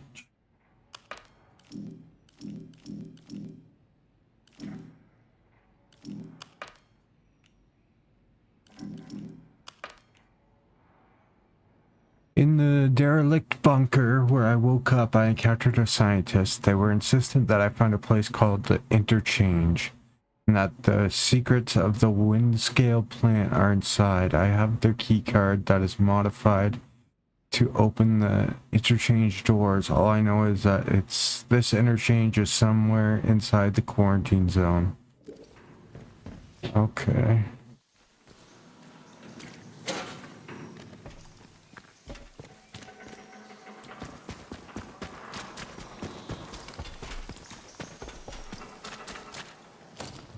Where's the map? Investigation.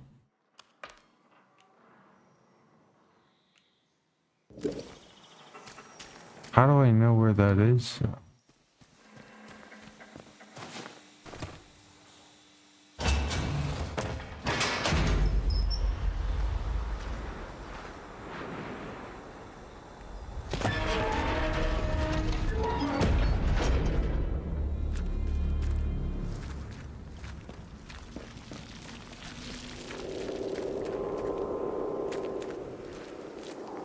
Actually looks pretty nice.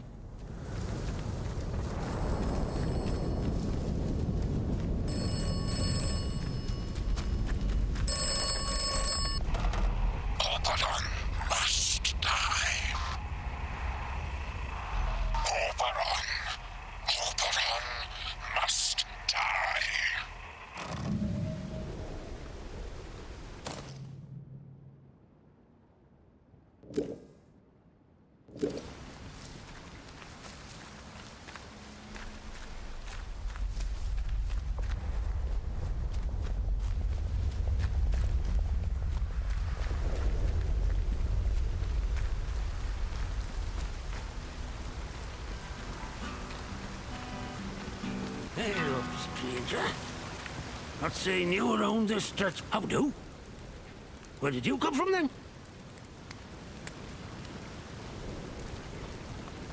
Say, you do look a little worse for wear. You've got luck on your side, not getting snatched out by something foul while you were dozing. Listen, if you don't mind my saying, you don't look much like a local. You didn't walk in from, well, from the outside. You what? Boffins all died when their atom plant went up in flames. Not seen any of them for 5 years. Only outlaws and loons round here now. And you'll want to give them all a wide berth. You poor bugger. You can't remember naught, can you? This place? The quarantine zone. That's what the soldiers called it. Just sort of stuck after a while. It's this big old chunk of land inside the walls. They put those buggers up fast enough when it all went to clagging here. My name's Nat, by the way. Forgive me being curious of strangers. This place has been off for years. There've been strange happenings. You have to be careful who you trust. Not civilized round here anymore, just savages that roam about. And a few survivors, like myself.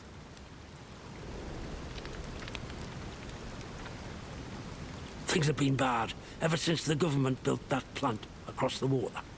Shady, secret stuff them scientists were up to.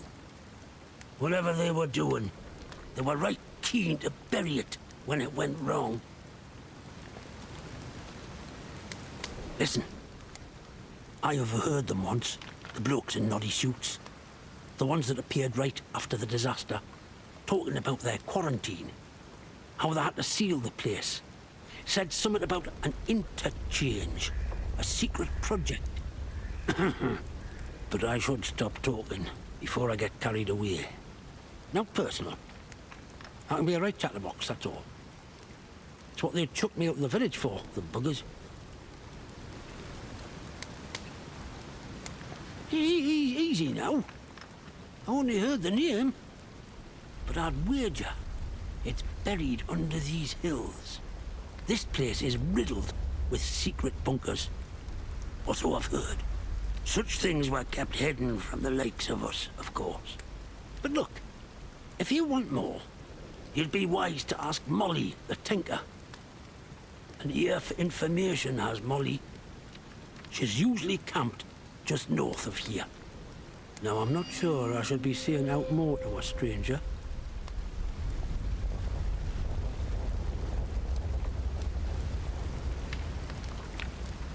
Aye? Well, I was speaking truth. From a certain point of view. Wyndham has not been civilized since the soldiers moved in. Running the place like prison camp, calling themselves protocol. I can point you to it, but I've no desire to return. You ask me, those that stayed might have done better out here. Now I really should stop talking. Now personal, but you can't trust anyone too much these days, can you? So long. What's yourself around here, aye?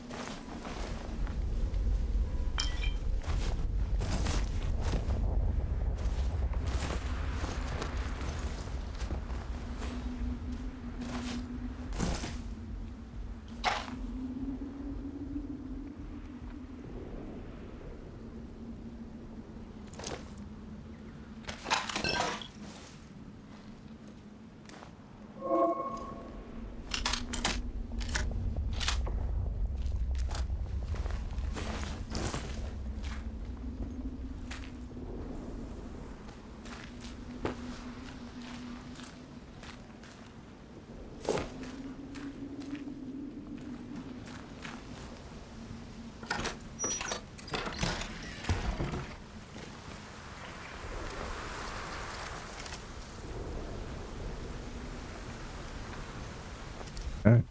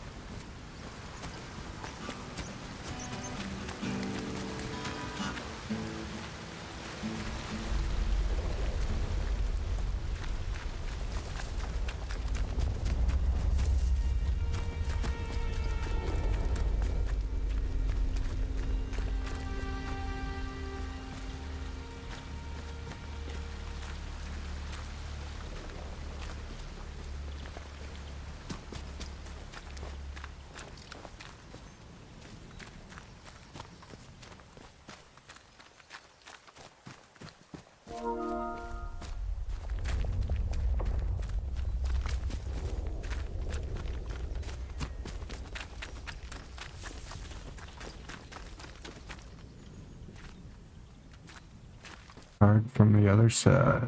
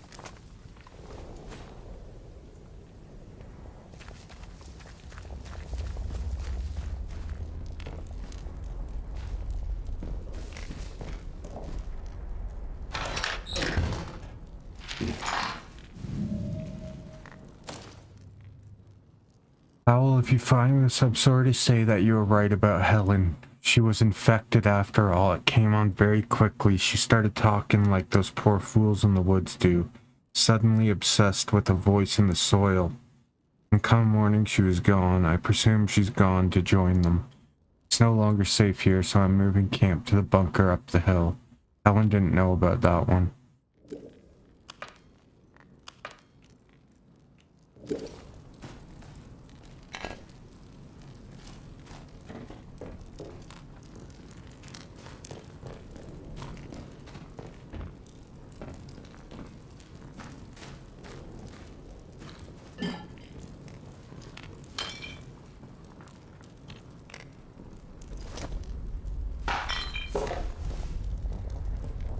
Was there a rifle somewhere?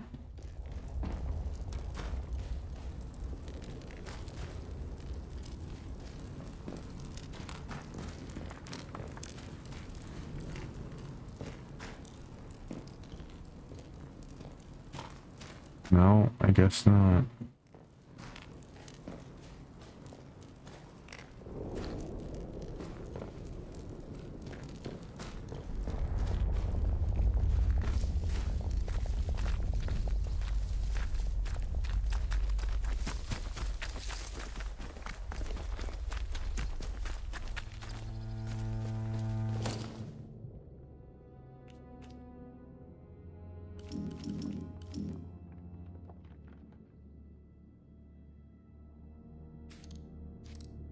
Oh.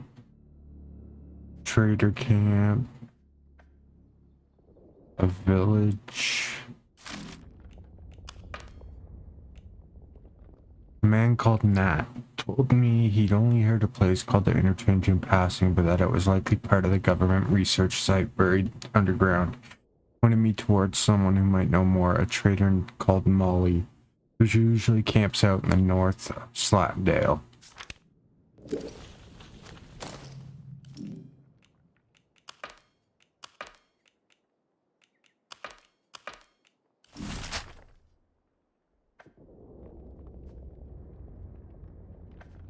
Okay, so that's gotta be it, right?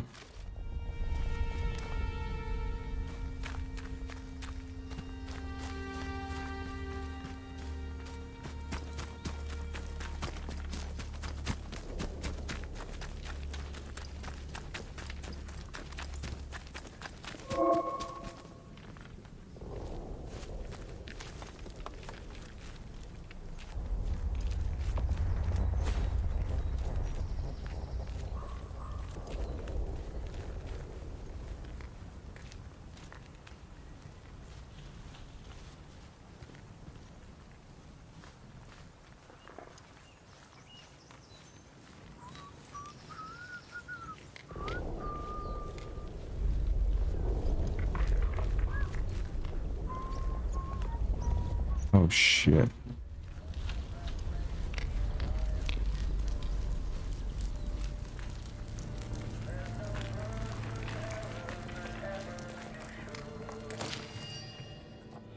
Sis, did the boss put you and Bobby on that convoy job by the road? Might have left at least one of the buggers alive. Maybe they knew how to get inside the interchange door. Think about it. Where else would they be going? Not to rescue us, sorry lot. No one outside cares for out. But their precious Science City. I'll be combing the convoy site for clues again because maybe Bobby missed something. I know you're pals, but it gives me the creeps how much he enjoys using that cricket bat.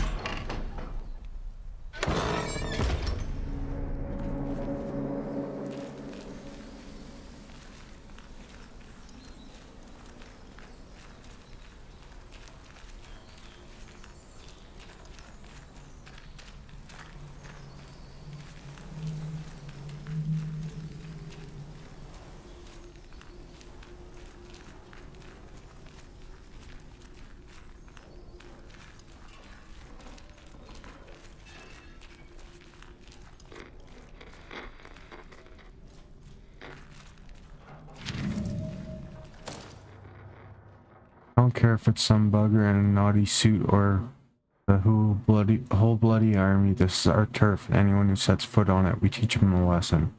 Off to sort this mess. Take Ted and look for some more scrap at the wreck site, and don't come back empty-handed.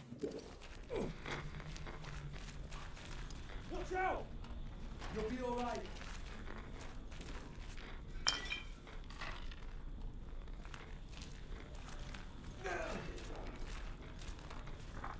Okay. Not a high enough level to do this. I can't even disarm the traps.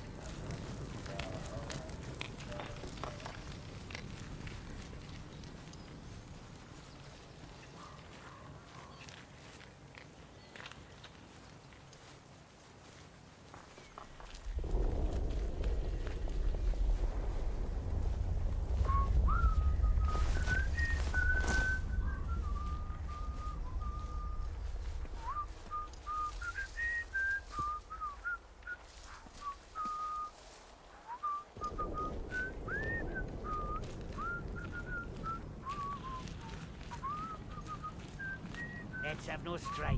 Let's just calm down, eh? No need for violence. Someone's sneaking around playing silly buggers.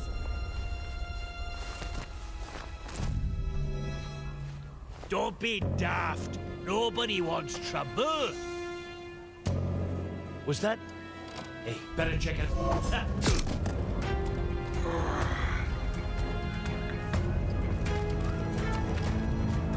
Firing! Needs to get it loaded.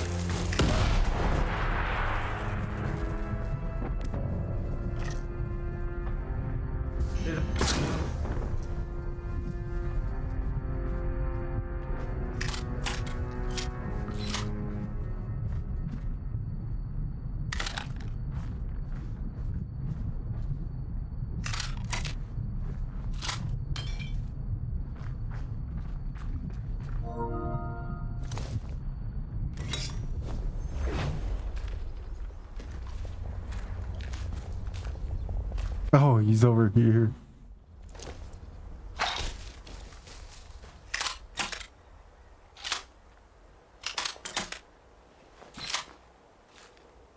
Okay, now map. Yeah, we got Outlaw's Cave. Convoy.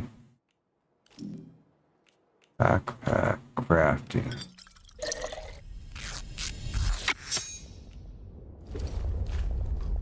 Oh, I use the bandage.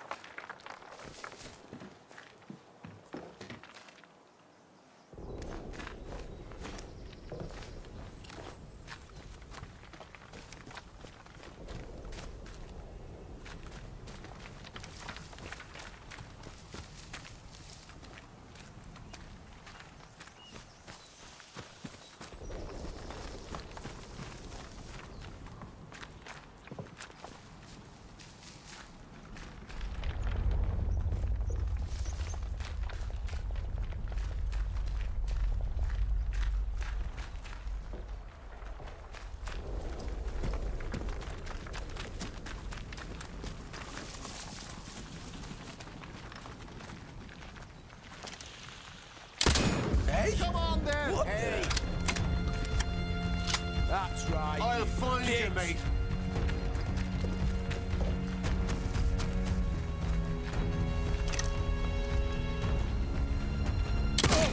go see what's what.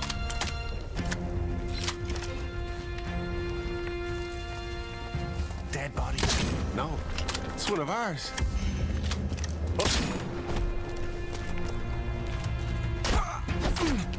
Help!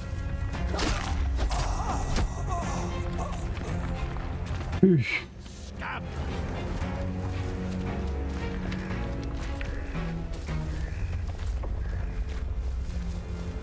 Hell's teeth! Hell and damnation! You bugger! I bugger me!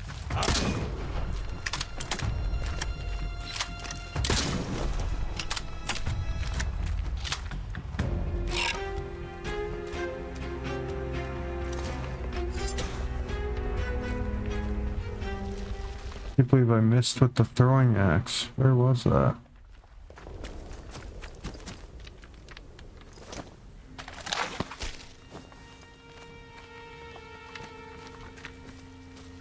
There she is.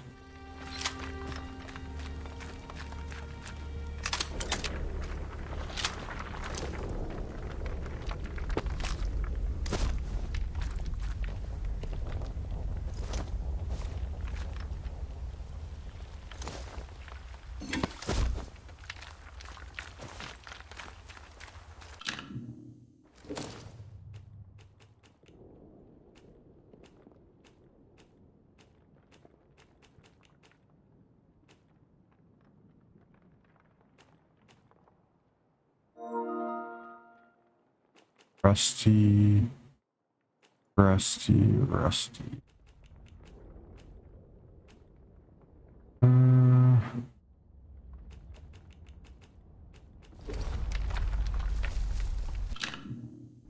Maybe we should get rid of one of the shotguns.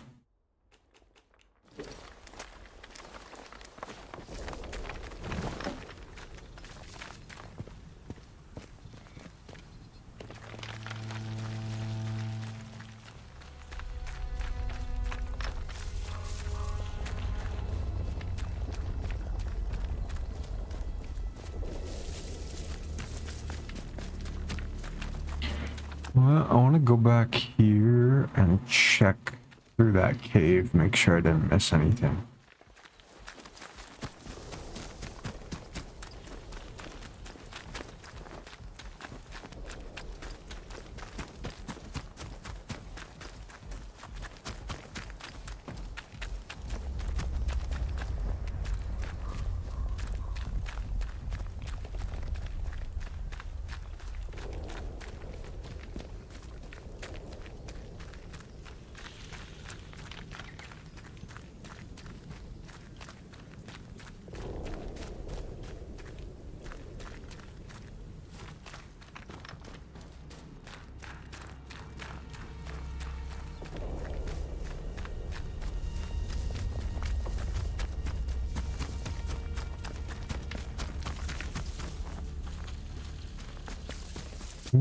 Just go up there.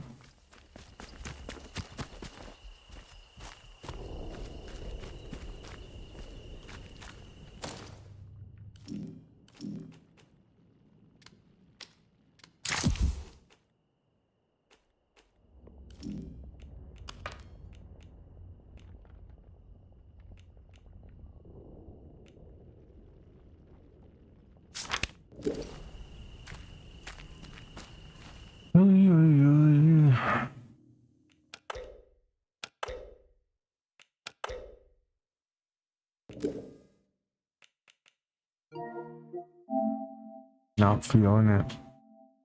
I feel like I'm going fucking crazy, man.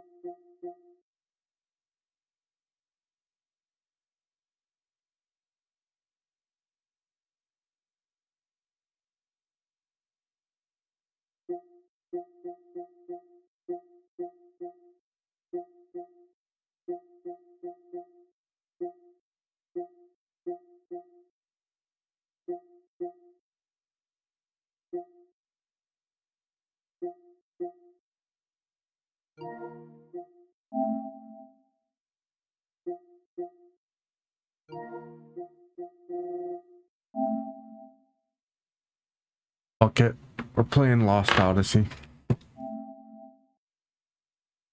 It is what it is.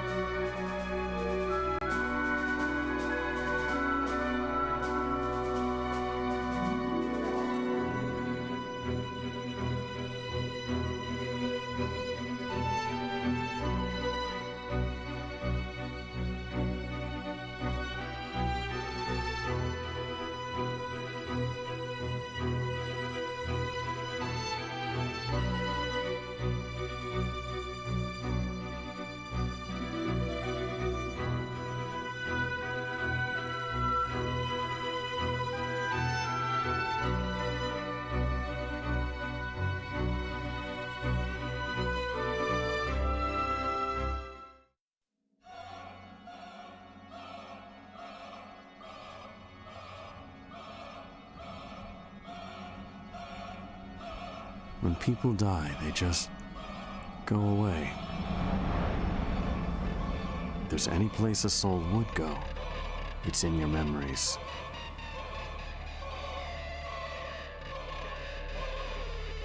People you remember are with you forever.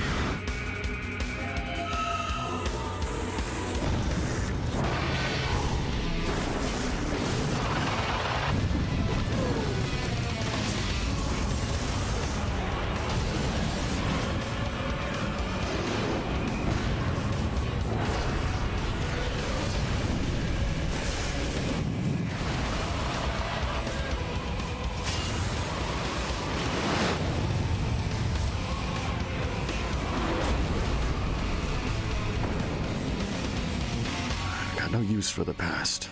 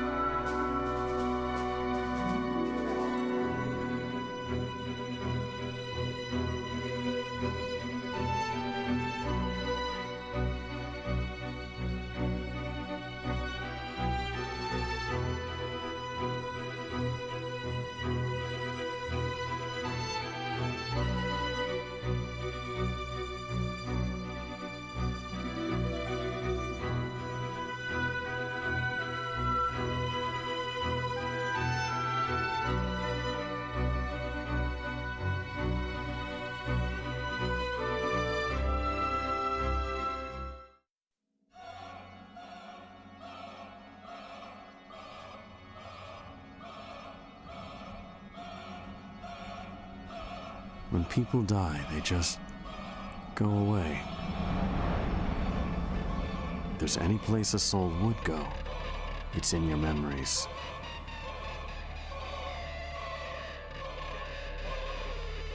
People you remember are with you forever.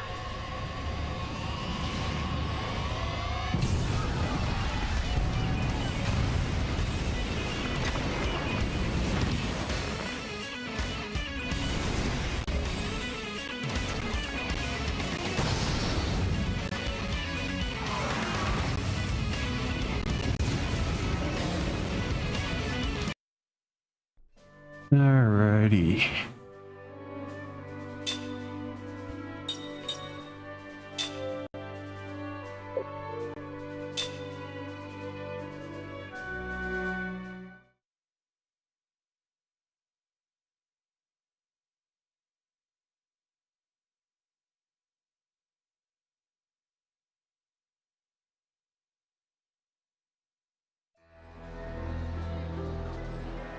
What did you do?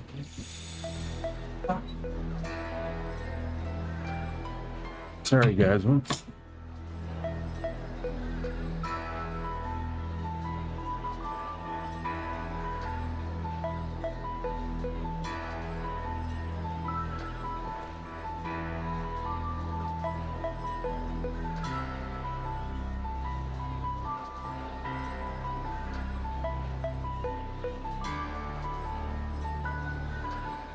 I need some junk food. I'm craving sugar.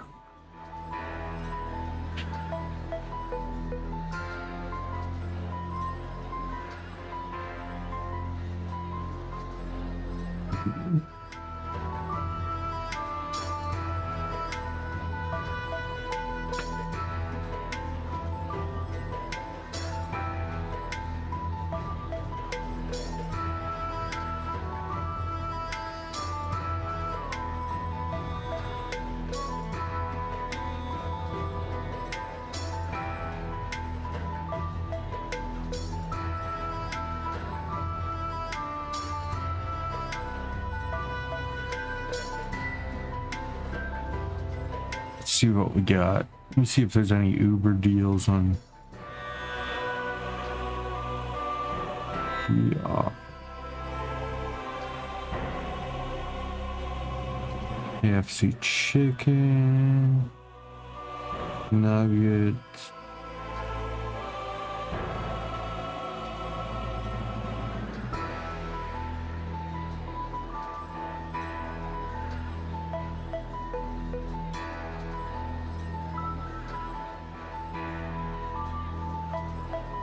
What the fuck are these prices?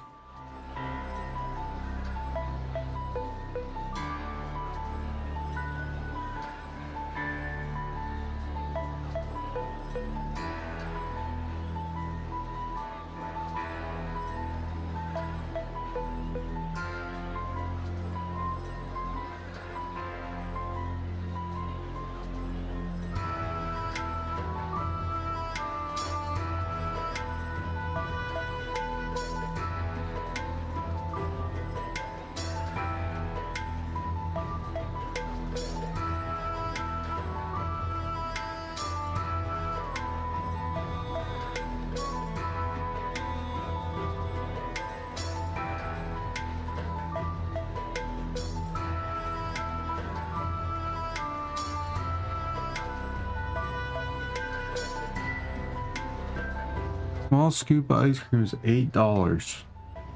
What is going on here?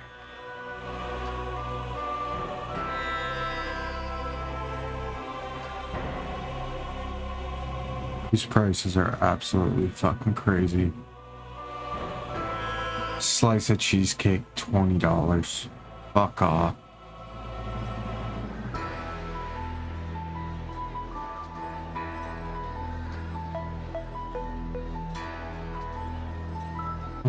Could go with Dairy Queen. But just desserts, Cheesecake Factory. Okay, that's better.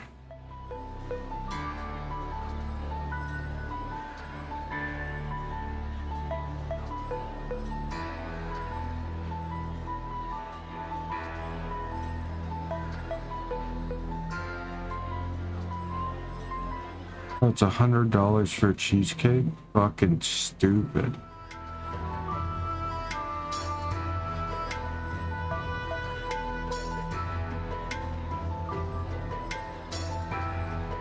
This is fucked.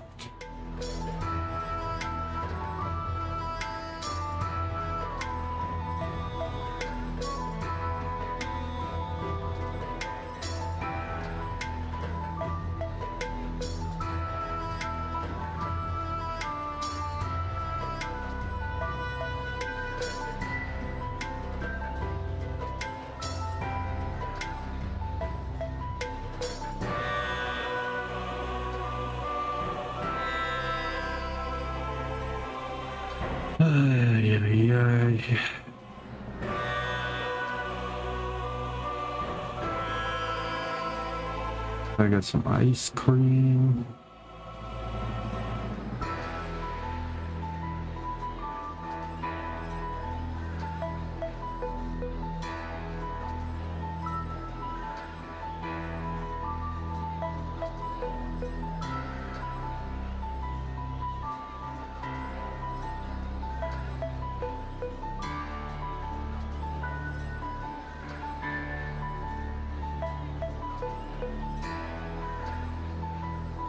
You know what? Fuck it. Let's do it.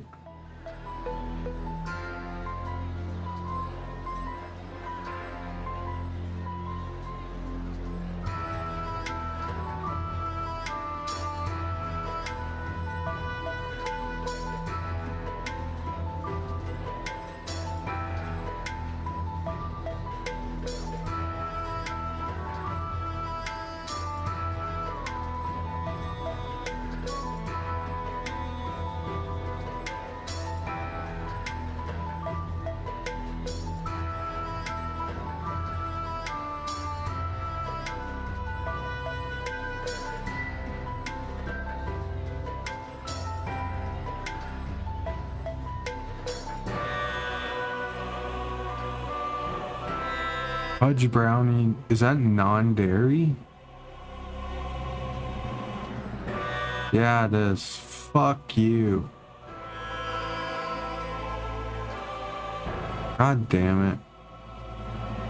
Okay, let's see. Half-baked. Chocolate vanilla ice cream with fudge brownies and gobs of chocolate chip cookie dough. Netflix and chills. Sweet and salted pretzel. Yeah.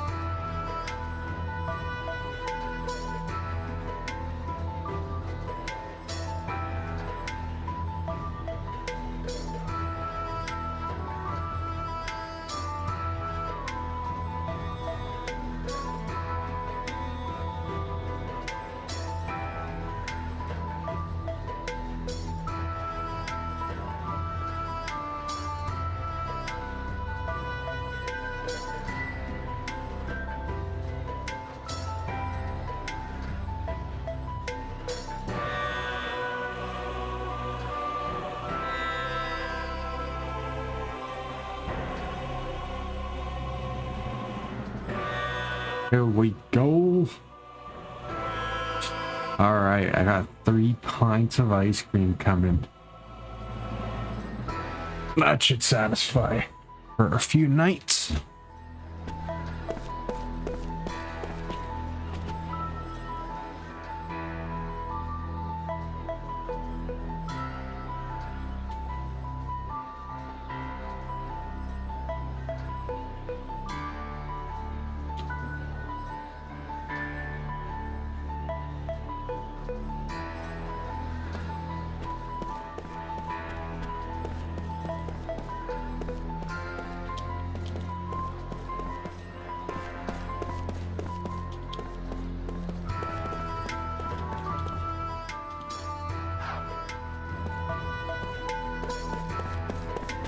I already searched the place.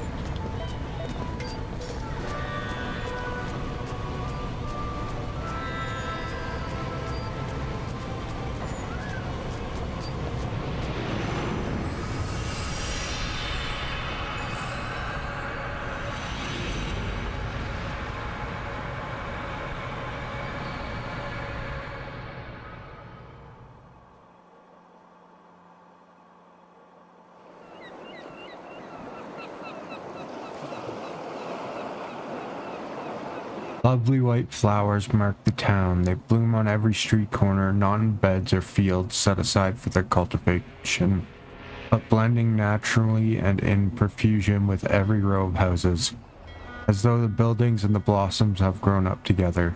The season is early spring and snow still lingers on the nearby mountains, but the stretch of ocean that gently laps the town's southern shores bathed in refulgent sunlight. This is an old and prosperous harbor town. Even now, each day its piers see many cruise ships and freighters come and go.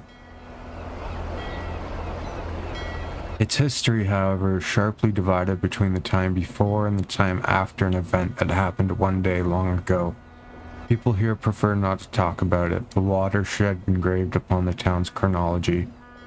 The memories are too sorrowful to make stories out of them. Kame knows this, and because he knows it, he has come here once again. Passing through, the tavern master asks him. At the sound of his voice, Kame responds with a faint smile. You're here for the festival, I suppose? You should take your time and enjoy it. The man is in high spirits. He has joined his customers in glass and after glass until now and is quite red in the face, but no one shows any signs of blaming him for overindulging. Every seat in the tavern is filled and the air reverberates with laughter. Happy voices can be heard now and then as well from the road outside. The entire town is celebrating. Once each year the festival as people make merry all night long until the sun comes up. I hope you've got a room for the night, sir. Too late to find one now. Every inn is full to overflowing. So it seems. Not that anyone would be foolish enough to spend a night like this quietly tucked away under the covers in his room. Tavern master winks at Kame as if to say, not you, sir, I'm sure. Tonight we're going to have the biggest, wildest party you've ever seen, and everyone's invited, locals or not. Drink, food, gambling, women, just let me know what you want, I'll make sure you have it.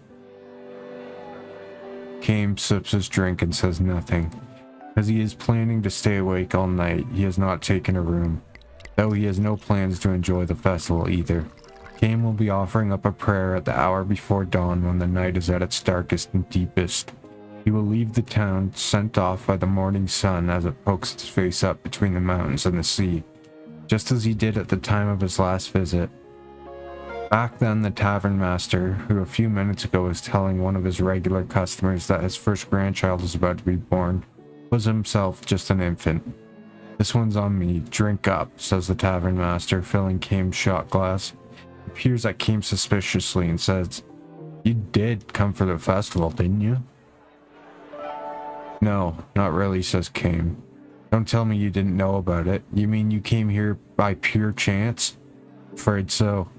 Well, if you came here on business, forget it. You'll never get serious talk out of anybody on a special night like this. Tavern Master goes on to explain what is so special about this night.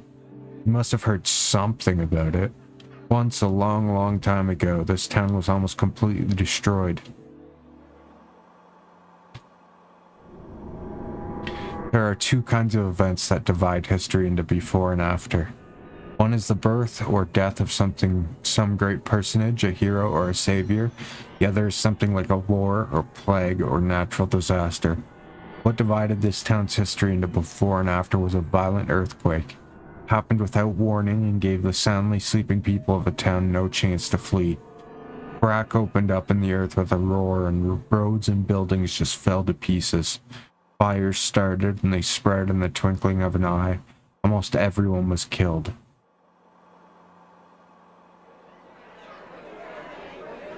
You probably can't imagine it. All I know is that is what they taught me in school, and what does Resurrection Festival mean to a kid? It was just something that happened once upon a time. I live here, and that's all it means to me, so a traveler like you probably can't even begin to imagine what it was like. Is that what they call this holiday, Resurrection Festival? Uh-huh. The town was resurrected from a total ruin to this. That's what the celebration is all about. Kame gives the man a grim smile and sips his liquor. What's so funny, the tavern master asks.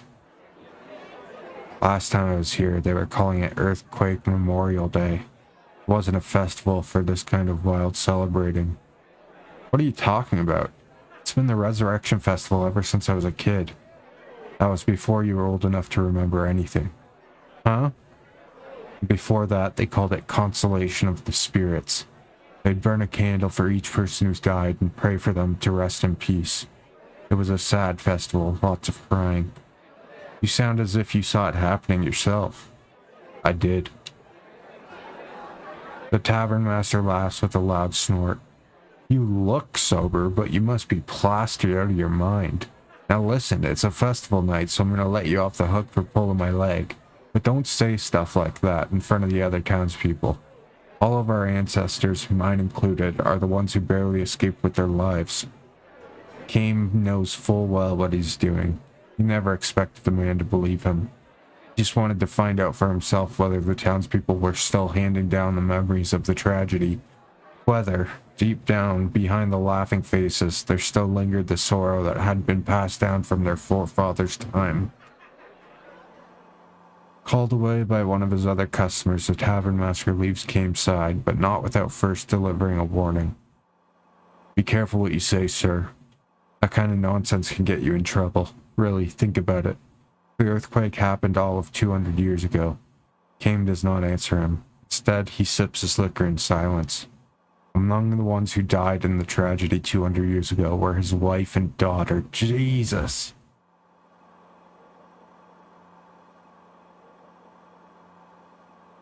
Of all the dozens of wives and hundreds of children that Kame has had in his eternal life, the wife and child he had here were especially unforgettable. Dozens of wives and hundreds of children?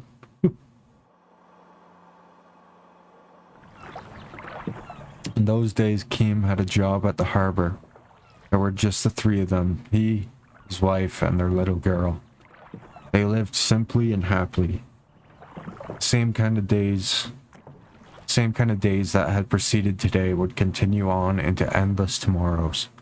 Everyone in the town believed that, including Kame's wife and daughter, of course. But Kame knew differently.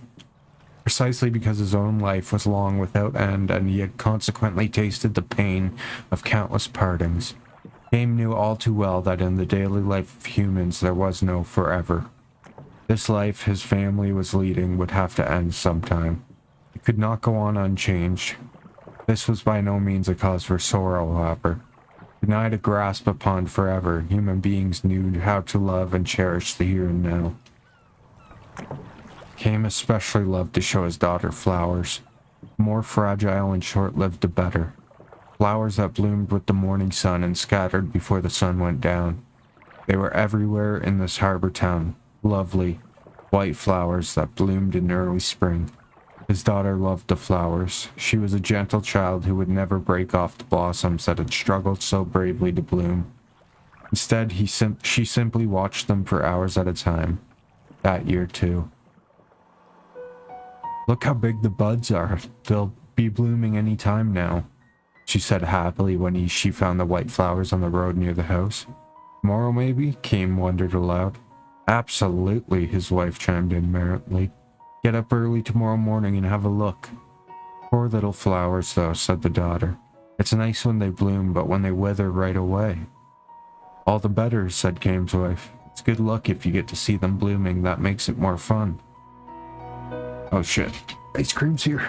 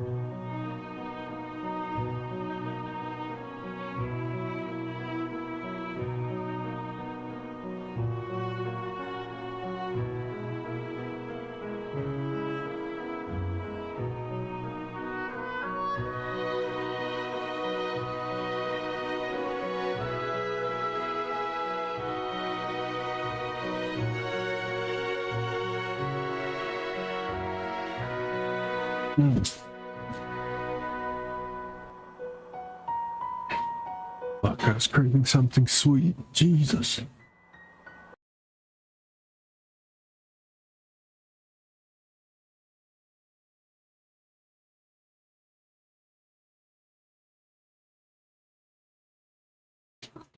Get out of here.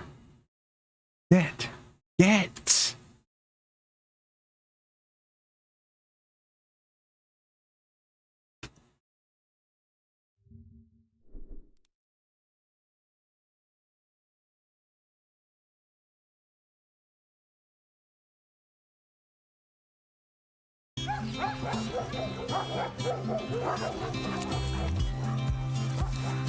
If you want a chance to win big, you got a lotto.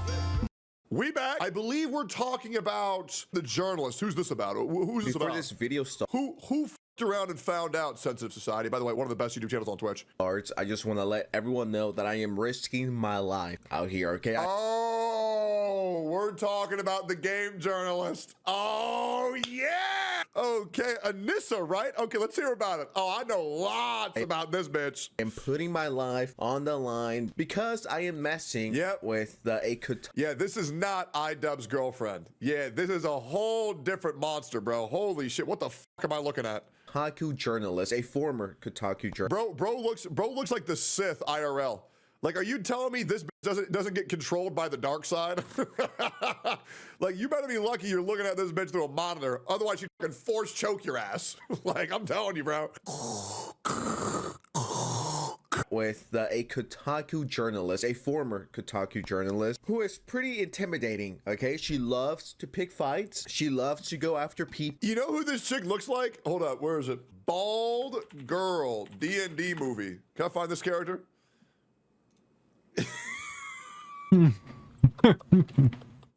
Like, you, bro, I'm telling you, that is the same human, bro. You cannot convince me otherwise.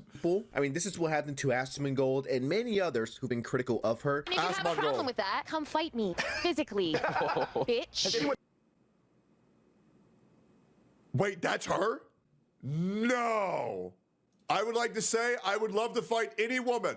If you'd like, I would love to fight a woman. I will do it.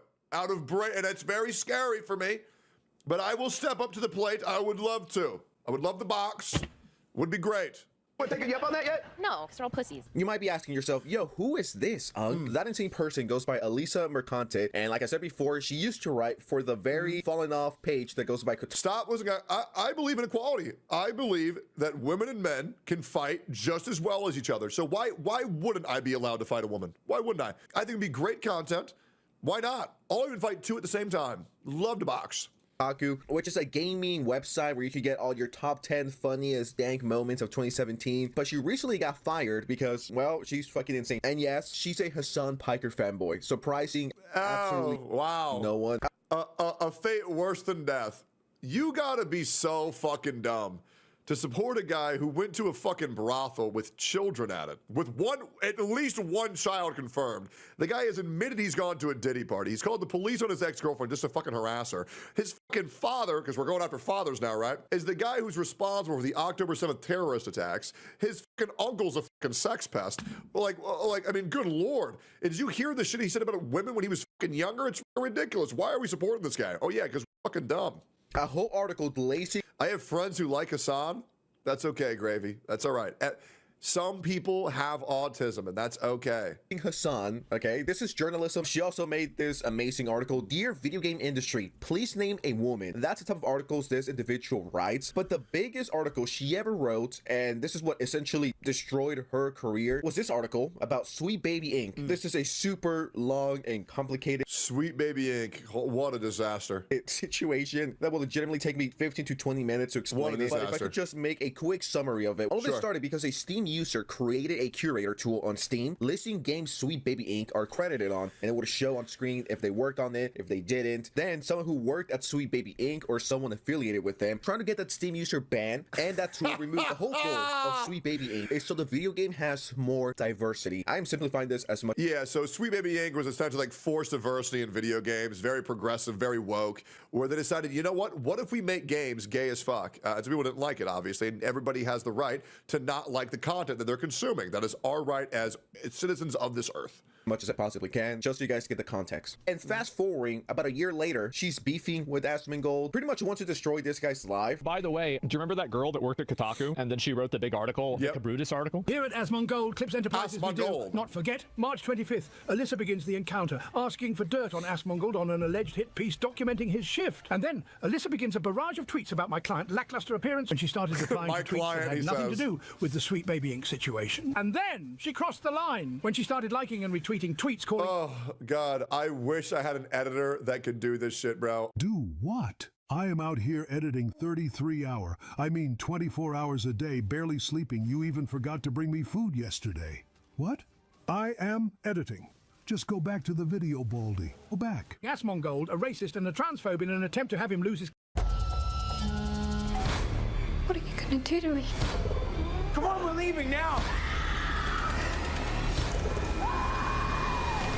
Capcom sponsor. I want to see that. Alyssa Mercante got fired from Kotaku. Yeah, I think it's probably a good decision for her and also for Kotaku. I've been extremely vocal about this over the years. I am not a fan of people being like, I don't like you. You're kind of controversial. I'm gonna make sure your sponsorship gets taken away. Essentially, the downfall of this girl was this dumbass article that got her a lot of hate, and then going after Asmongold, which is an interesting tactic. And then if we fast forward even more, she did get fired. So fucked up that I lost a job, and I am struggling to get a new one because of a year-plus harassment campaign. Let it be known that she low-key kind of started all of this. She's not some innocent victim. Like, she legitimately started this, and then she's surprised it backfired. She fucked around and found out, and she has absolutely no one but herself to blame. Everything that's going on in your life is because of you. Your downfall is your fault for being an idiot. You are responsible for your own downfall, okay? Stop blaming Asmongold. Stop blaming man. Title of the video: she went after Asmongold and ruined her own life. Oh man, it's so great, and I will be there to aid in the journey. And I was doing my job well before all of this happened. Cruelest people got what they wanted, and most people in this industry just let it happen. Once again, playing the victim, even though she pretty much started this. You legitimately had the easiest job in the whole entire planet. Which, yeah, I feel like if a journalist isn't doing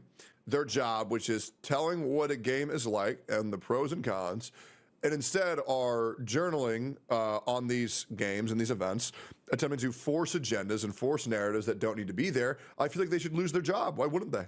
Which is writing dumbass articles about gaming. And then you wanted to fight people. The best fits at the Game Awards 2022. I'm pretty sure this article went triple cardboard. She really has no one to blame but herself for her career. Ain't no way he just said went triple cardboard. That's foul, bro. Here to die and crash and burn in 4K 60 frames per second. Walking to a restaurant shift and feeling 25 again. You had the easiest or one of the easiest jobs in the whole entire world. That is making dumbass articles that gamers read. Now you might be asking yourself, yo Oscar, we get it. This is drama from a month ago. Why are you talking about this in the big 2025? Well, big it's because 2025. She came back and made this video called Hating Me Gets Them Views. Here's my story. Now, this girl is... There's a difference between hating and just to hate versus saying the actions that you yourself have done, right?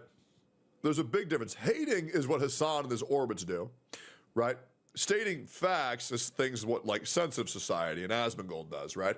And just because those facts don't make you particularly look good doesn't mean that they're hating. It's just giving you an accurate representation of what the timeline was. Very different. Truth does not equal hate. Is insane. She's unhinged. I fear for my life making this video. So there's a high possibility that she might see this video and she might want to take it down. If you take down my video, I will sue you, okay?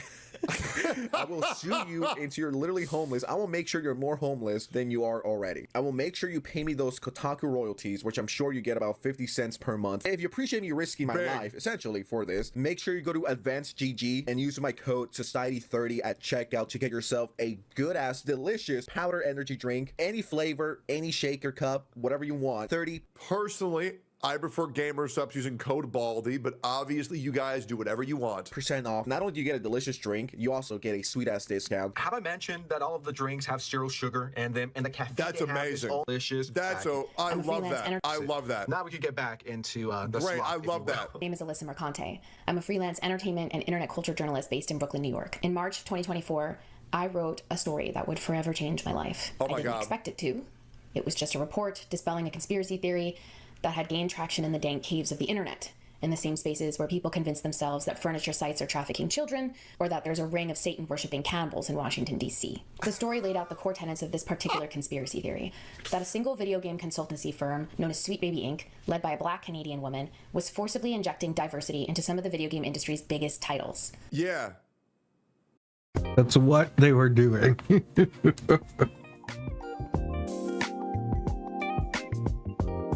They're a diversity consultant firm. There's no conspiracy. Yeah, what the fuck? The report stated that a consultant working at the time with Sweet Baby Inc. discovered a 100-person strong curation. Something's not a conspiracy if it was demonstrably true. Page. What the fuck? Marketplace site Steam, dedicated to tracking any games that the firm had worked on. The curation page also had an affiliated Discord group.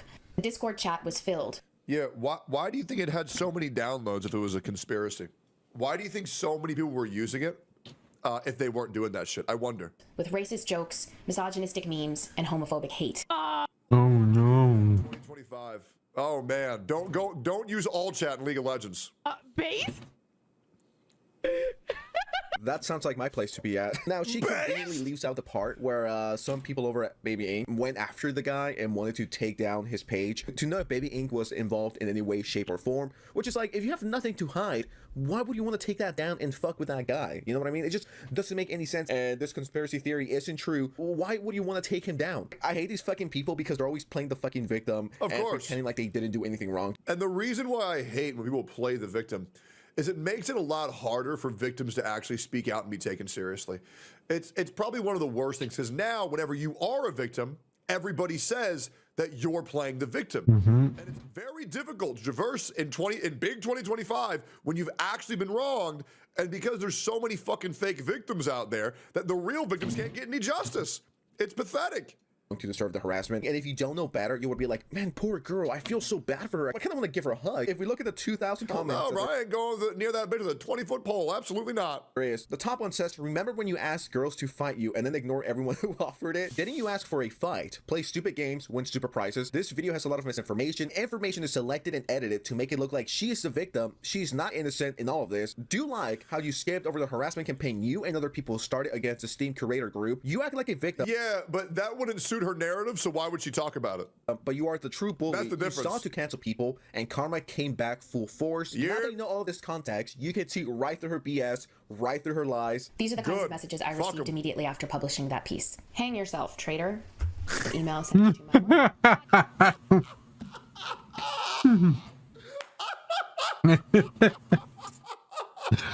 Welcome to the internet. Oh my God. Somebody told them to kill themselves. Oh my God. Oh, this is so horrible, babe. Like, bitch, I get that 30 times a day. Fuck that. I get that 30 times a... Cry harder, Zionist. Your dad's a rapist. Let me check. Bald-headed bitch. Let's keep going. Crying over pussy shit. Rapist allegations. Yeah, rapist. Yep, Oh, and there's a lot more. And if you go into the DMs, they're way worse. Could I kindly ask you to remove yourself from this world, you absolute waste of air? Hope you get ganked by Muslim slut. You're not a journalist, you're a Jew with a complex. Yeah, so everybody gets these, right? Live example. Oh, here's another one. This just happened. Are you going to cry like a bitch again anytime soon? I'd sub for that. You're disgusting. Yeah, you get those every day. It's called being a content creator. The problem with you, whatever the fuck your name, Anissa, you went from a journalist to a content creator. And content creators get this shit every single fucking day. That's why Hassan said it's the hardest job in the world. Truly a shame. And I know there's not enough love for the content creators in this scene, but I promise you, once I'm vindicated, I will make sure that all content creators are treated equally and none of this bullshit happens ever again. Unfortunately, we are not in that timeline yet. But yeah, just go ahead and get over it. It's that easy. You are a participant in degenerate culture and a staple point of that. All I'm saying is don't go planning that 40th birthday. You won't make it to that point. Ugly Jew begging for free shit. What a surprise. Man, she has really stepped into the lion's den, huh? Ah, well. Your editor at Kotaku, spitting on you people isn't enough at this point. Your father raised a disgusting woman and he should be ashamed of himself. But listen, dumb this bitch, you're messing with the wrong people. You're next in line to be digitally hanged. You're a next traitor, we make you famous, we will continue, you fucked with the wrong people. Your time is coming to the end, the clock is ticking. Now, do I think every single second of every single day. And I'll be real, nobody feels bad for me at all. You sure as fuck they ain't gonna feel bad for you, bitch. Some of these are extreme. Yeah. As a content creator, right? Because I guess I'm an influencer. Sorry, I could not get through that without laughing. As a content creator, I'm not a huge guy, right? I have 540,000 subscribers. I'm not that big of a deal, but I still get some hate. I think you're a big deal, man. Sense of society, I think you're a big deal. I think you're a good ass dude. I think you make great content. Don't sell yourself short, brother. If you disagree with someone of my... If you don't know where to start in Top Heroes World, the Springland is a great place to start. There are low-level enemies and villages with free healing wells. Save Flame Hall until level 20 plus. Trust me, those lava traps wreck new players. If you need gear... Instagram told me to kill myself and I cried. I'll try to find it, but they were spamming my Instagram page and they were just like telling me to kill my... I had a friend who got called a bad content creator and they were upset about it for 20 minutes. And I said, it's just really not that big of a deal. And they said, you don't get it. And then they sat there and they said, oh, wait, you totally get it.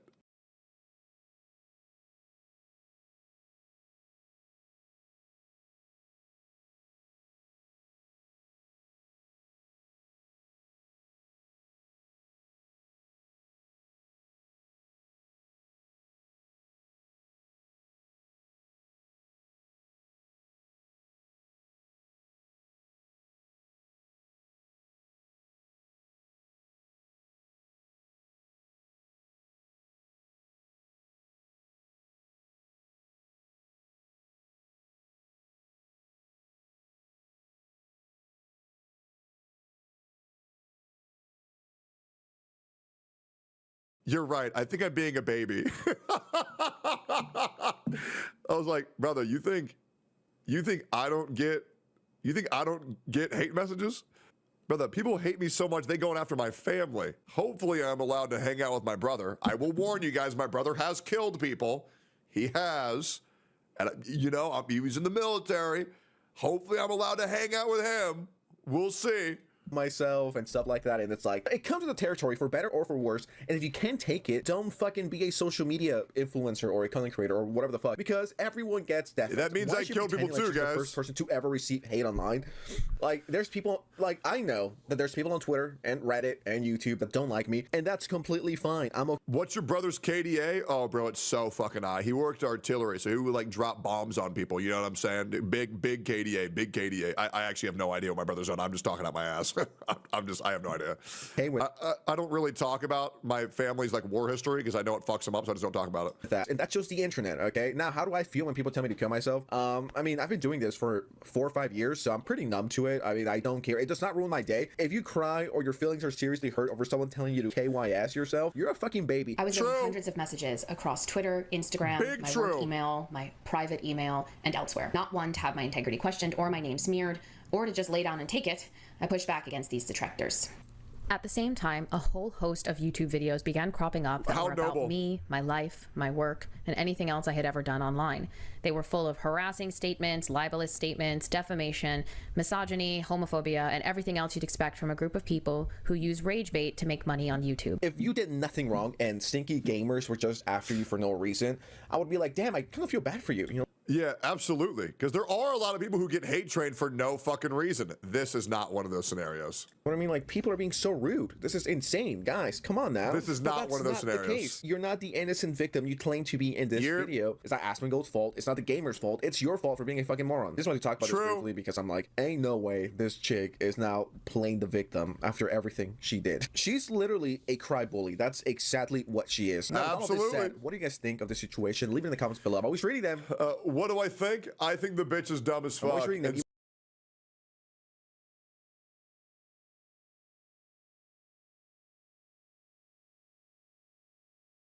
That was fucking hilarious.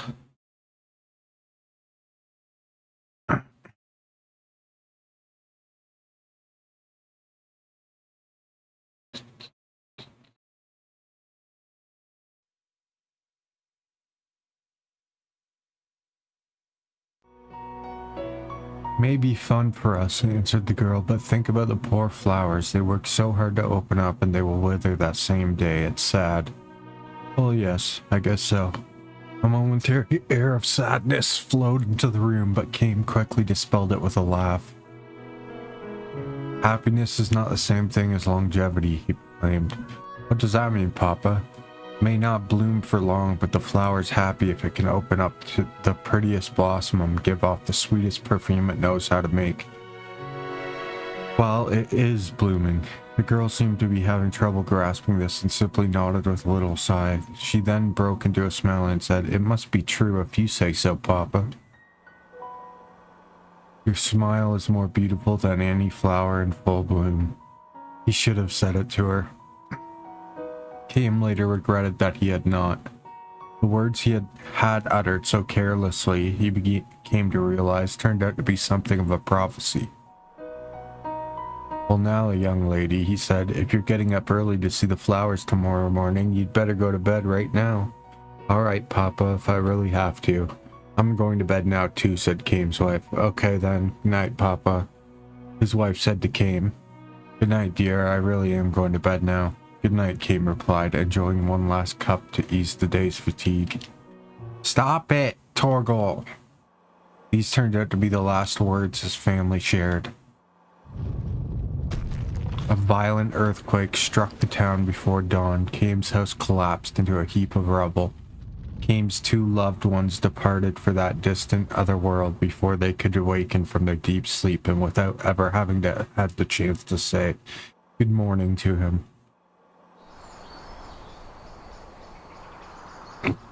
The morning sun rose on a town that had been destroyed in an instant. Amid the rubble, the flowers were blooming, the white flowers that Kame's daughter had wanted to see so badly. Cain thought to lay a flower and offering on his daughter's cold corpse, but abandoned the idea. He could not bring himself to pick a flower.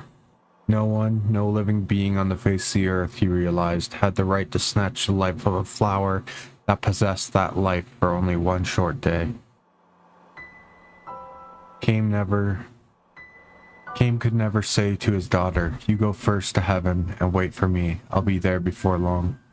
Nor would he ever know the joy of reunion with his loved ones. To live for 1,000 years meant bearing the pain of 1,000 years of partings. Cain continued his long journey. A dizzying number of years and months flowed by, years and months during which numberless wars and natural calamities scourged the earth. People were born and they died. They loved each other and were parted from the ones they loved. There were joys beyond measure and sorrows just as measureless. People fought and argued without end, but they also loved and forgave each other endlessly. Thus was history built up as the tears of the past evolved gradually into prayers for the future. Cain continued his long journey. After a while, he rarely thought about the wife and daughter with whom he had spent those few short days in the harbor town. But he never forgot them. Cain continued his long journey, and in the course of his travels, he stopped by this harbor town again. As the night deepened, the din of the crowds only increased, but now, as a hint of light comes into the eastern sky, without a signal from anyone, the noise gives way to silence.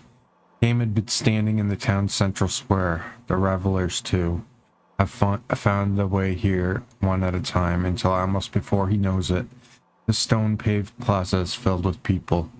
Cain feels a tap on his shoulder. "I didn't expect to find you here," says the tavern master. When Cain gives him a silent smile, the tavern master looks somewhat embarrassed and says, "There's something I forgot to tell you before." "Oh?" "Well, you know the earthquake happened a long time ago, before my father and mother's time, even before my grandparents' generation.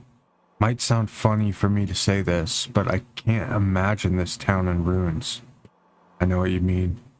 I do think, though, that there are probably things in this world that you can remember even if you haven't actually experienced them.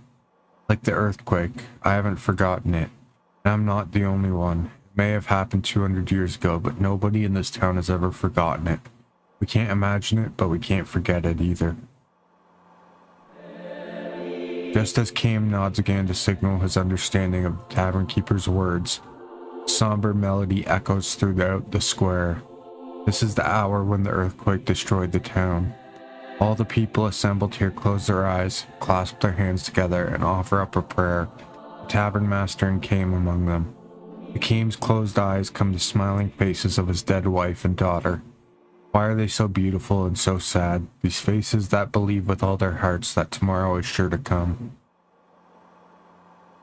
The music ends, the morning sun climbs above the horizon, and everywhere throughout the town bloom countless white flowers.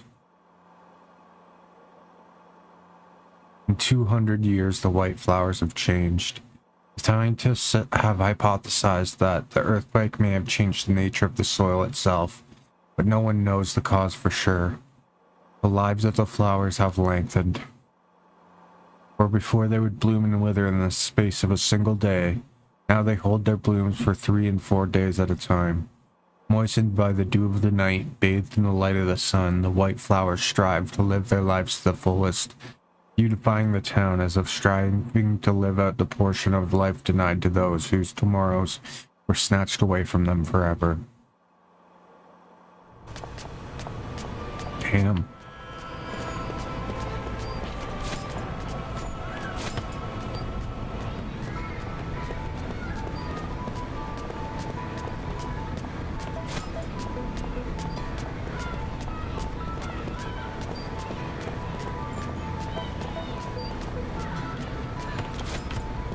Oh shit.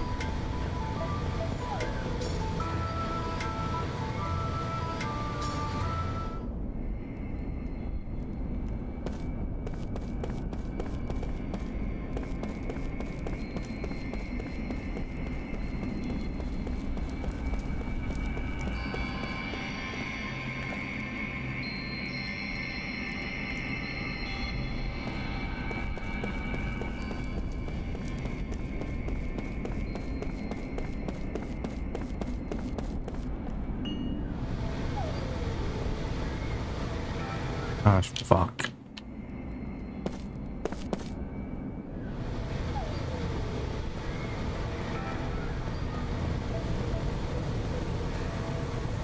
Yeah, I've already looked up. Already got everything from here.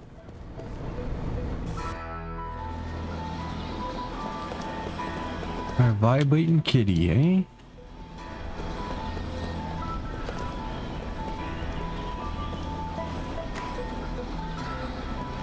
This the end?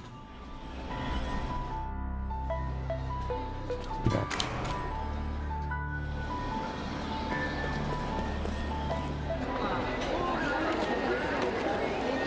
Sorry. Oh, look out. Sorry, miss.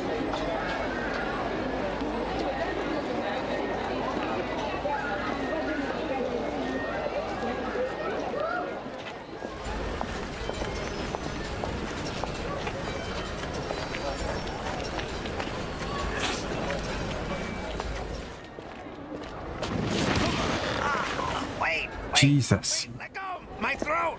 My throat! Damn! Why are you following me? You're Kai Marganar! I mean, Lord Gongor asked me to do it! It's the truth! I'm supposed to tell you to go to his manor. He has something important to tell you. You are? Jansen, messenger for Lord Gongora. At your service.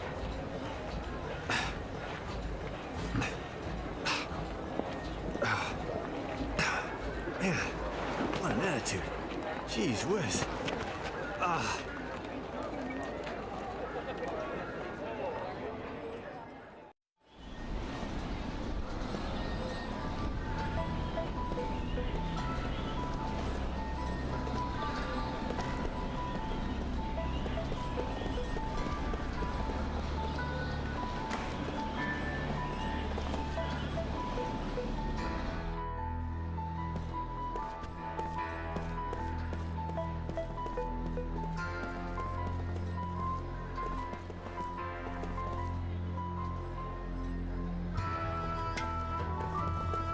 Where is the owner?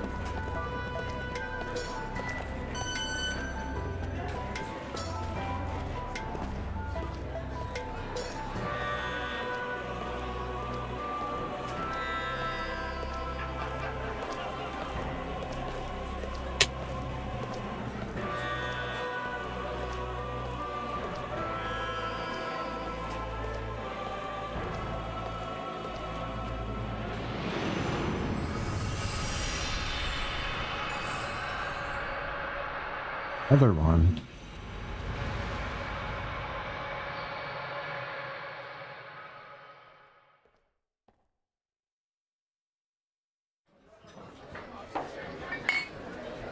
Alone in a crowd of rugged men, nursing his drink in the far corner of the old post town's only tavern. Aim. A single man strides in through the tavern door. Massively built, he wears the garb of a warrior. His soiled uniform bespeaks a long journey. Fatigue marks his face, but his eyes wear a penetrating gleam, the look of a fighting man on active duty. The tavern's din hushes instantly. Every drunken eye in the place fastens on the soldier with awe and gratitude. The long war with the neighboring country has ended at last, and the men who fought on the front lines are returning to their homes. So it is with this military man. The soldier takes a seat at the table next to Kames and downs a slug of liquor with the forcefulness of a hard drinker. A man who drinks to kill his pain. 2 cups, 3, 4. Another customer approaches him, bottle in hand, wearing an ingratiating grin. A typical crafty town punk. Let me offer you a drink, wheedles the man. As a token of gratitude for your heroic efforts on behalf of the fatherland, the soldier unsmilingly allows the man to fill his cup. How was it at the front? Sure, you performed many valiant deeds on the battlefield. The soldier empties his cup in silence. The punk refills the cup and adopts an even more fawning smile. Now that we're friends, how about telling me some war tales? You've got such big, strong arms. How many enemy soldiers did you kill? Without a word, the soldier hurls the contents of his cup in the man's face. The punk flies into a rage and draws his knife. No sooner does it leave its sheath than Kame's fist sends it flying through the air. Faced with the powerful united front of Kame and the soldier, the punk runs out muttering curses. The two big men watch him go, then share a faint smile. Kame doesn't have to speak with the soldier to know that he lives in deep sadness. For his part, the soldiers, having cheated death any number of times, is aware of the shadow that lurks in Kame's expression. The tavern din returns. Kame and the soldier pour each other drinks. I've got a wife and daughter I haven't seen since I shipped out, says the soldier. It's been 3 long years. He lets himself smile shyly now for the first time as he takes a photograph of his wife and daughter from his pocket, shows it to Kame. The wife, a woman of dewy freshness, the daughter still very young. They're the reason I survived. The thought of going home to them alive was all that sustained me in battle. Is your home far from here? No, my village is just over the next pass. I'm sure they've heard the news that the war is over and can hardly wait to have me home. He could get there tonight if he wanted to badly enough. It was that close. But the soldier downs a mouthful of liquor and groans. I'm afraid. Afraid of what? I want to see my wife and daughter, but I'm afraid to have them see me. I don't know how many men I've killed in these past 3 years. I had no choice. I had to do it to stay alive. If I was going to get back to my family, I had no choice but to kill one enemy soldier after another. And each and every one of those men had families they had left at home. It was the code of war, the soldier's destiny. To stay alive in battle, you had to go on killing men before they could kill you. I had no time to think about such things at the front. I was too busy trying to survive. I see it now, though, now that the war is over. 3 years of sin are carved into my face. This is the face of a killer. I don't want to show this face to my wife and daughter. The soldier pulls out a leather pouch from which he withdraws a small stone. Tells Kame it is an unpolished gemstone, something he found shortly after he left for the battlefield. A gemstone? Kame asks, unconvinced. The stone on the table is a dull black without a hint of the gleam a gem should have. It sparkled when I first found it. I was sure my daughter would love it when I brought it home to her. Gradually, the stone lost its gleam and turned cloudy. Every time I killed an enemy soldier, something like the stain of his blood would rise to the surface of the stone. As you can see, it's almost solid black now. After 3 years, the stone is stained by the sins I've committed. I call it my sin stone. You don't have to blame yourself so harshly, says Kame. You had to do it to stay alive. I know that, says the soldier. I know that. But still. Just like me, the men I killed had villages to go home to, and families waiting for them. The soldier then says to Kame, you too, I suppose? You must have family. Kame gives his head a little shake. Not me, he says, no family. Home village at least? I don't have any place to go home to. Eternal traveler, huh? Uh-huh, that's me. The soldier chuckles softly and gives Kame a sour smile. It's hard to tell how fully he believes what Kame has told him. He sips the sin stone into the leather pouch and says, you know what I think? The stone turned darker every time I took a life. It ought to get some of its gleam back every time I save a life. Instead of answering, Kame drains his last drops of liquor from his cup and rises from the table. The soldier remains in his chair and Kame, staring down at him, offers him these words of advice. If you have a place you can go home to, you should go to it. Just go, no matter how much guilt you may have weighing you down. I'm sure your wife and daughter will understand. You're no criminal, you're a hero. You fought your heart out to stay alive. I'm glad I met you, says the soldier. I needed to hear that. He holds his right hand out to Kim, who grasps it in return. I hope your travels go well, says the soldier. And your travels will soon be over, says Kim with a smile, starting for the door. Just then the punk charges at Kim from behind, wielding a pistol. Watch out, bellows the soldier and rushes after Kim. As Kim whirls around, the punk takes aim and shouts, "You can't treat me like that, you son of a bitch." The soldier flies between the two men and takes a bullet in the gut. And so, as he so desperately wished to do, the soldier had saved someone's life. Ironically, it is for the life of Kim, a man who can neither age nor die, that the soldier has traded his one and only life. Sprawled on the floor, nearly unconscious, the soldier thrusts the leather pouch into Kim's hand. Look at my sin stone, will you? Maybe, he says, chuckling weakly. Some of its shine has come back. Blood spurts from his mouth, strangling the laugh.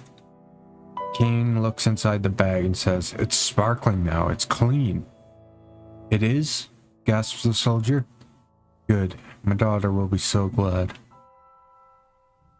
He smiles with satisfaction and holds his hand out for the pouch. Gently, Kane lays the pouch on the palm of his hand and folds the man's fingers over it. The soldier draws his last breath and the pouch falls to the floor. The dead man's face wears a peaceful expression. Stone, however, the man's sin stone, which has rolled from the open pouch, is as black as ever. Damn.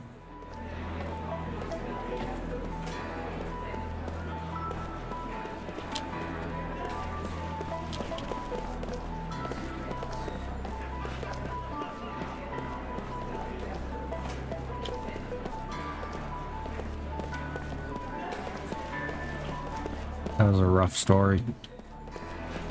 They're all rough stories so far.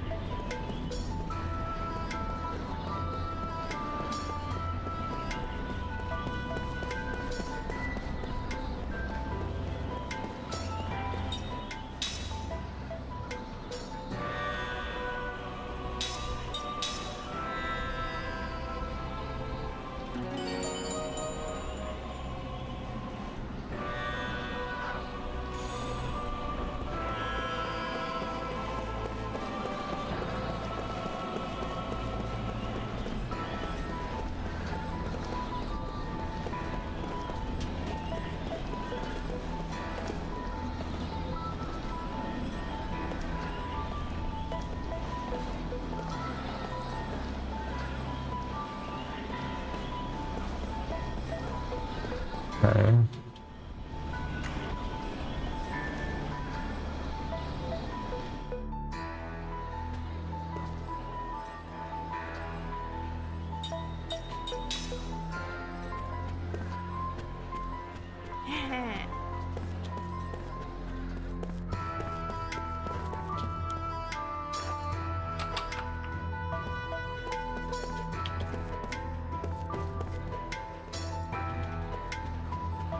Okay. Let's try. So Gangora's is straight up.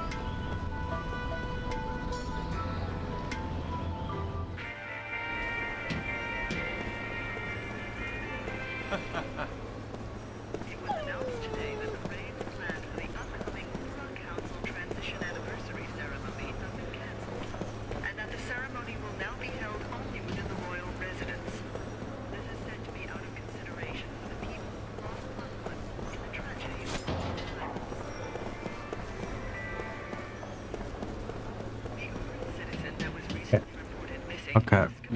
Angora's a tease.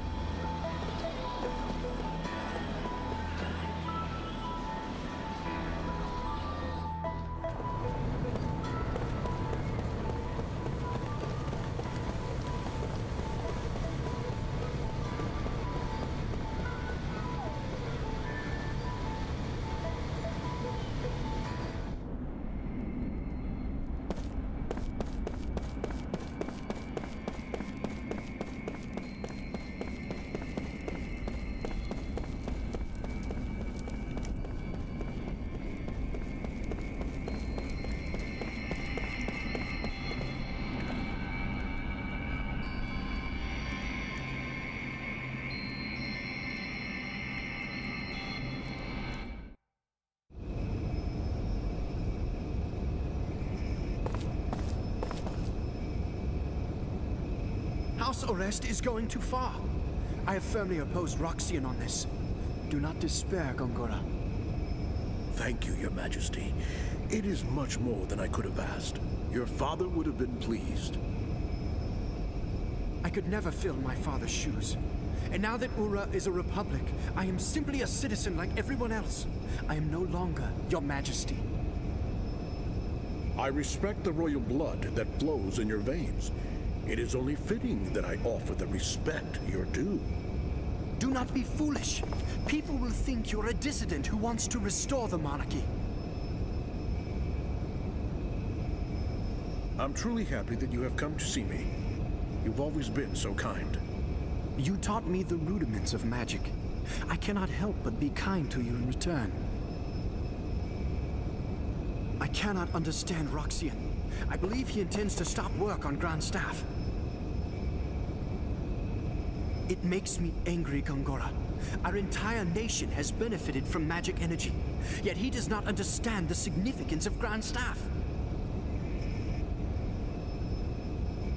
If we can increase magic energy with Grand Staff, just think how much better our people's lives would be. We would no longer need soldiers. You have seen the future of Ura, and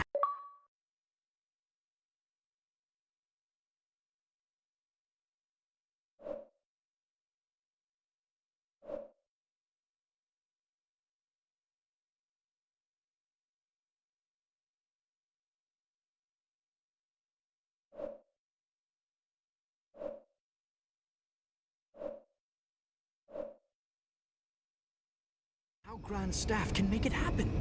Roxian's vision is too narrow for our nation to grow. I am sorry you had to witness that. There is no need to apologize. I'm happy Your Highness understands. But even if they stop Grand Staff, we could develop a newer and far better magic engine. Please let me know what you need, Gongora. I can help you. I am unworthy, Your Highness.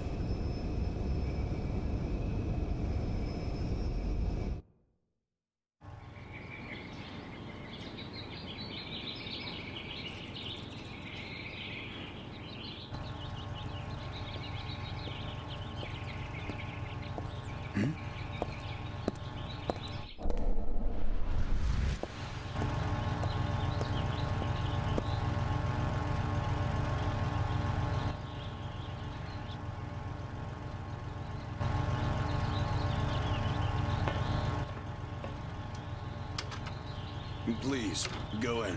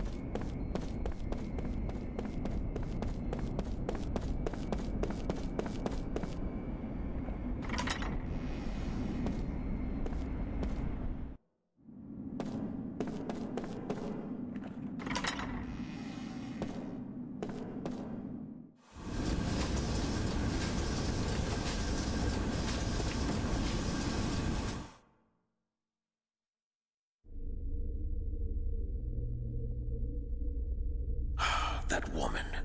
How could she be an Ura without me knowing?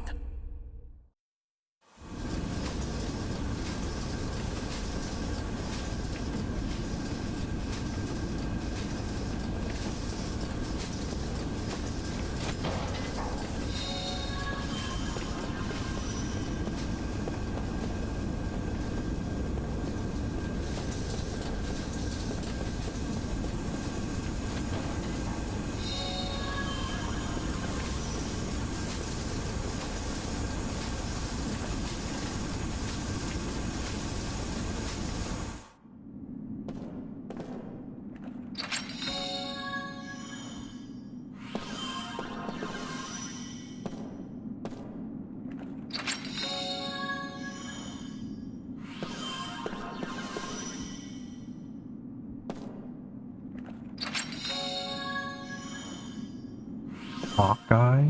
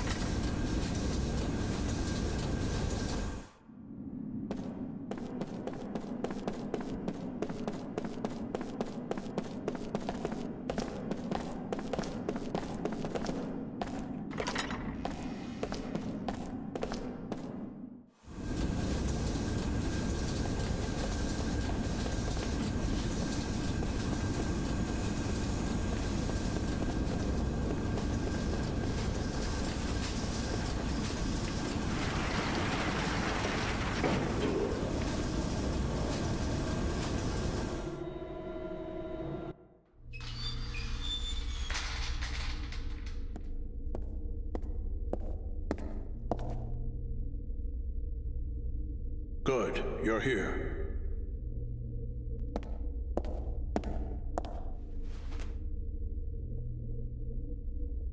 I asked you here for only one reason. Hold on. What is it? Oh no, great, here he comes. Hey, whoa, hey, you are really short-tempered. Hey, I don't have a sword, okay? Easy. Why are you here? I told you I'm just a messenger.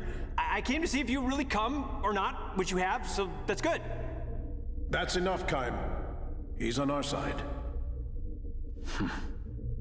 Thanks. A little late, though. We can use him. He's cunning and quick, and he has many connections. I want you to take him on your investigation of Grand Staff. No way, sir. You know, I thought he'd say that, my lord. His shoes, hello? Look, this other immortal joining the investigation, she might be dangerous. Why? The woman was once a pirate. I don't know how it happened, but she's now a soldier for our army. Well, the past is the past, and I know little else about her. Take Jensen with you. He can help keep her in check. Despite what else he may be, he has a healthy respect for women. So, you know, I heard she was a looker, if you catch my drift. I mean, you've seen her, right? Okay, be that way. You guys are way too serious. Pirate. All right, understood. All right then, I'll be there early. Oh yeah, you can count on it. Remember, Kaim, you're the only one I can trust.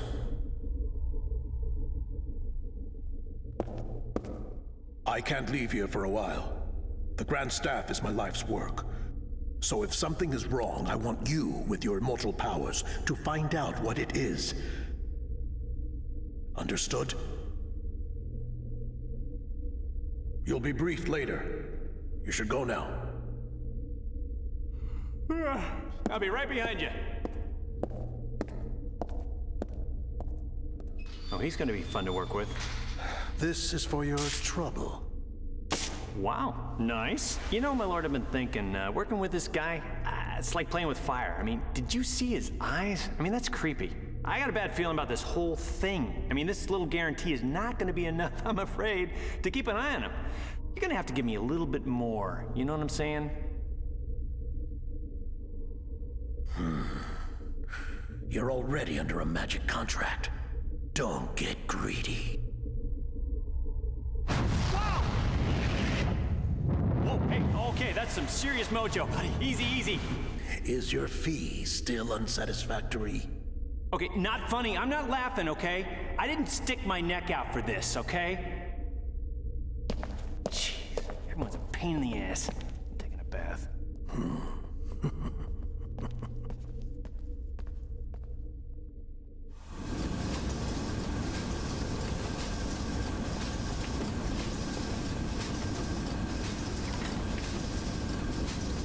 I don't get it. We're working with this guy for what?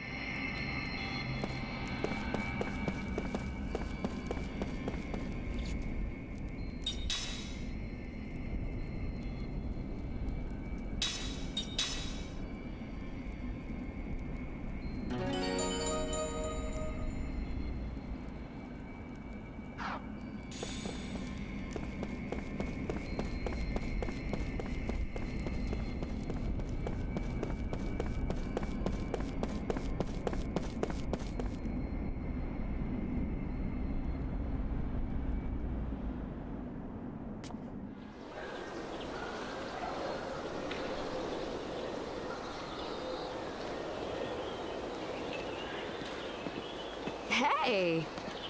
I've been looking everywhere for you. I heard about the Grand Staff investigation. Looks like we both got the short end of the stick. It's not enough that we just keep surviving, eh?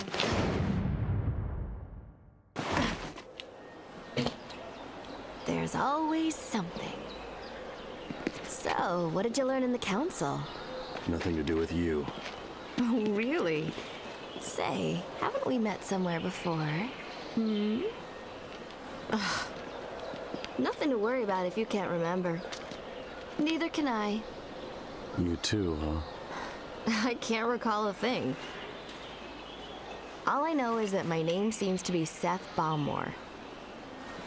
People say I used to be a pirate. Isn't it strange that both of us lost our memory and are immortal? Maybe we met a long time ago. I sort of get that feeling when I look at you. When we met before, were we enemies? Or allies? Or maybe even lovers? Looking forward to starting our journey tomorrow, Kaim Arganar. Tomorrow? You still haven't been contacted by the council? You set out for Grand Staff tomorrow morning. I thought you would have heard by now. Oh, by the way, I'll be joining you on your little trip.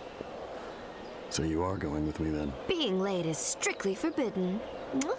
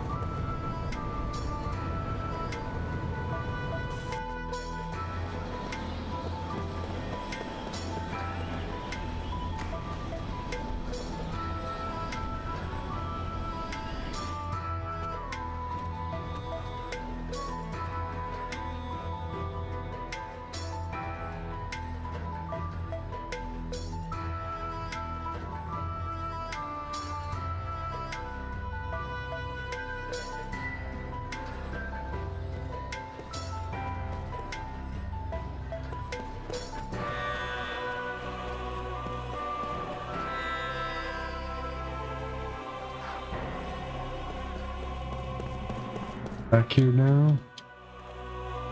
No. Get out of my way, you old fuck.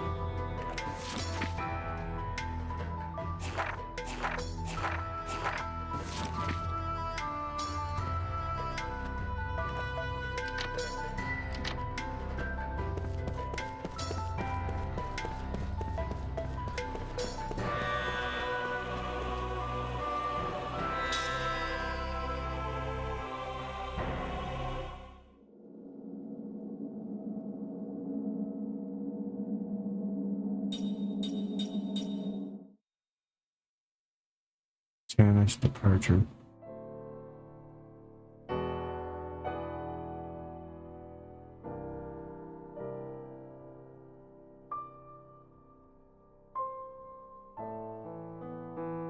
Okay.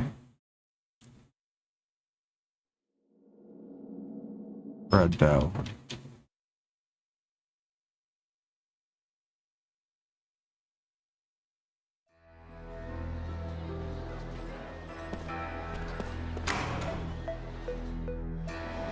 Hey, where's the Great Gate?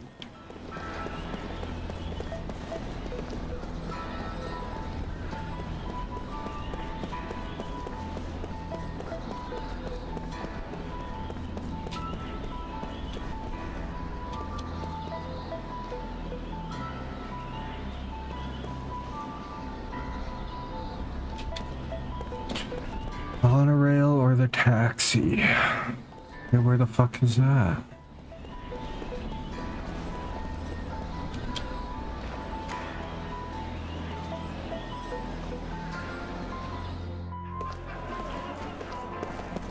God damn it. I have no idea where the fuck I'm going.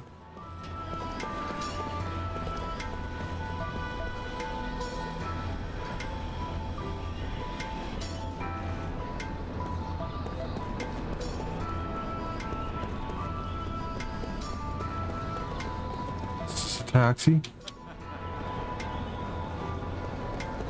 No.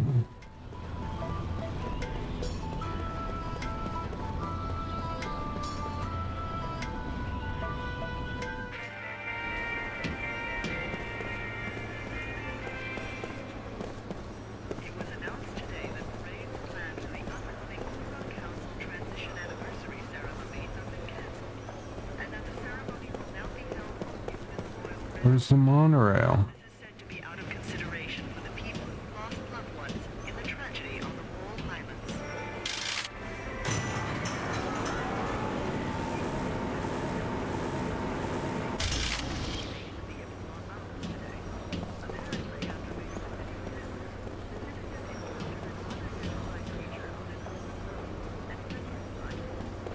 Monorail's not in operation. What the fuck?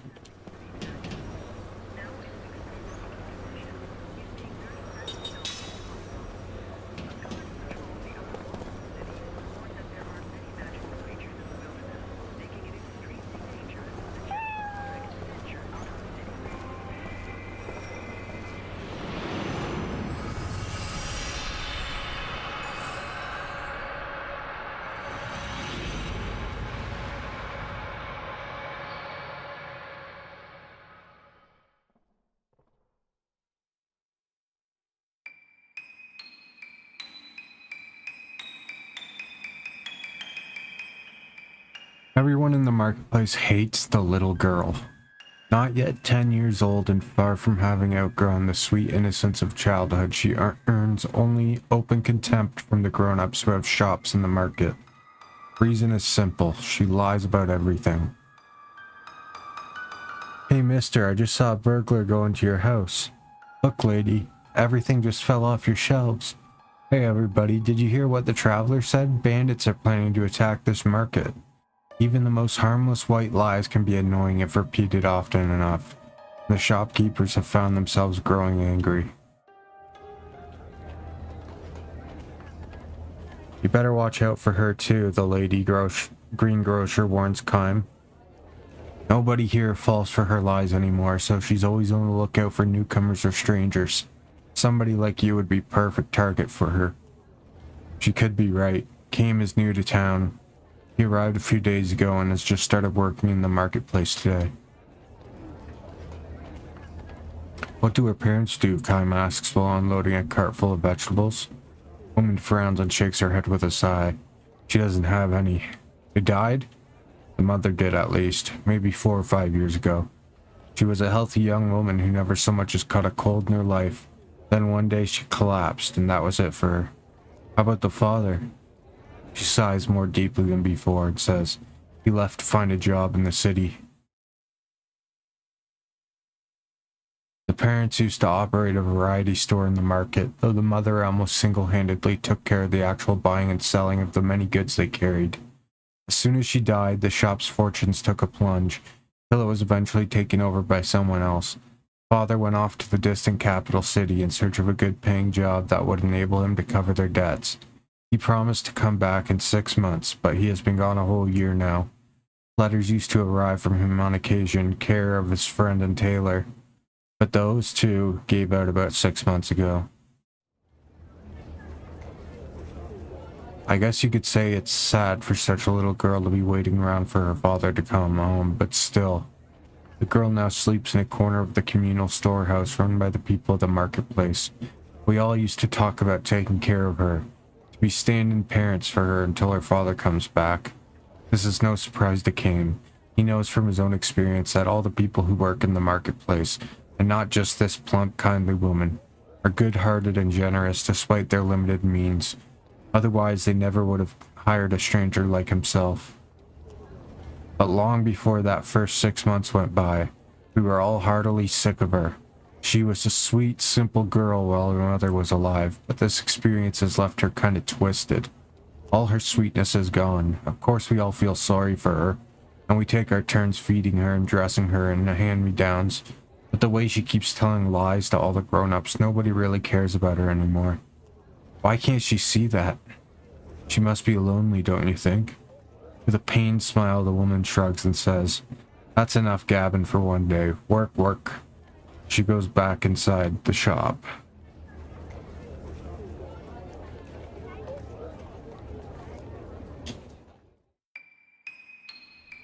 Kane is sorting the vegetables he has unloaded in front of the shop when he hears a little voice behind him. "Hi, mister, you new here?" It's the girl. Uh-huh. You're not from town, are you? No, I'm not. Are you living upstairs while you work here? For a while, at least. That's what I'm hoping to do. I'll tell you a secret, okay? It's starting already. Okay, Kame says without pausing in his work. There's a ghost in this marketplace. The people here don't tell anybody about it because it's bad for business. But it's really here. I see it all the time. Really? Kame responds with feigned surprise. He decides to play along with her rather than scold her for lying. In this endlessly long life of his, he has encountered any number of children who have lost their parents or been abandoned by them. Sadness and loneliness of children who have been cast into the wide world alone are exactly what Kame feels himself, as he continues to wander through the infinite flow of time. What kind of ghost? A woman, and I know who she is. It's the ghost of a mother who lost her child, she says. Her little girl, her only child, died in an epidemic. Overcome with grief, the mother chose to die, and now her ghost appears in the market every night, searching for her daughter.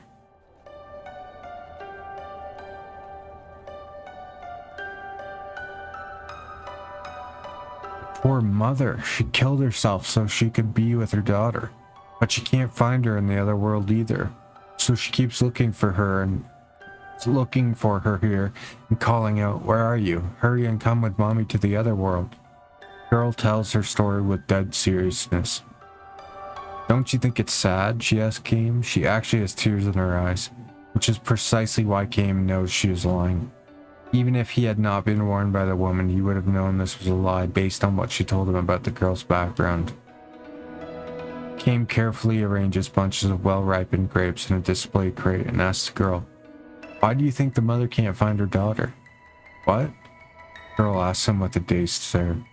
"Well," he explains, "the girl is not in the other world, and she's not wandering around this world, so where is she?" Kame does not mean this to be a cross-examination. He simply feels that someone who lies out of sorrow can have a far easier time of it by recognizing the lie for what it is.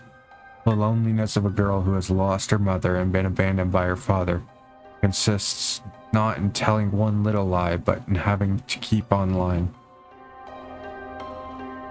Now that you mention it, that's a good point," the girl says, smiling calmly. "Really, where did the girl go?" Kame momentarily considers pointing at the girl as if to say, "Right here." But before he can do so, she continues, "This is the first time anybody ever asked me that. You're kind of different. I wonder." "No, you are. You're different," the girl insists. "I think we can be friends." Her smile deepens. Kame smiles back at her, saying nothing. Just then, they hear the lady greengrocer coming from the back of the shop, and the girl dashes away. Just before she disappears around the corner into the alleyway, the girl gives Kame a little wave as if to say, "See you soon." For the first time, the face of the girl with the all too grown-up speaking style shows a hint of childlessness befitting her years. The girl begins coming to see Kame at the shop several times a day when the grocer lady is not around. She tells him one lie after another. "I baked cookies with my mother last night. I wanted to give you some, but they were so good I ate them all. Bandits kidnapped me when I was a little baby, but my father came to save me and beat up all the bandits so I didn't get killed. My house? It's a big white one at the foot of the mountain. You're new here, so you probably don't know it. It's the biggest house in town. You don't have a family? You're all alone? Poor Kame, I wish I could share some of my happiness with you." All her lies are born of sorrow. Sad, lonely lies she could never tell to the marketplace people who knew her background. At the end of every chat with Kame, as she is leaving, the girl holds her finger to her lips and says, "This is just our little secret. Don't tell the lady grocer." Of course, Kame says nothing to anyone. If he happens to find himself in a situation where the market people are speaking ill of the girl, he quietly slips away. Lies and disparagements are funny things. They don't take shape because someone tells them, but rather because someone listens to and voices agreement with them.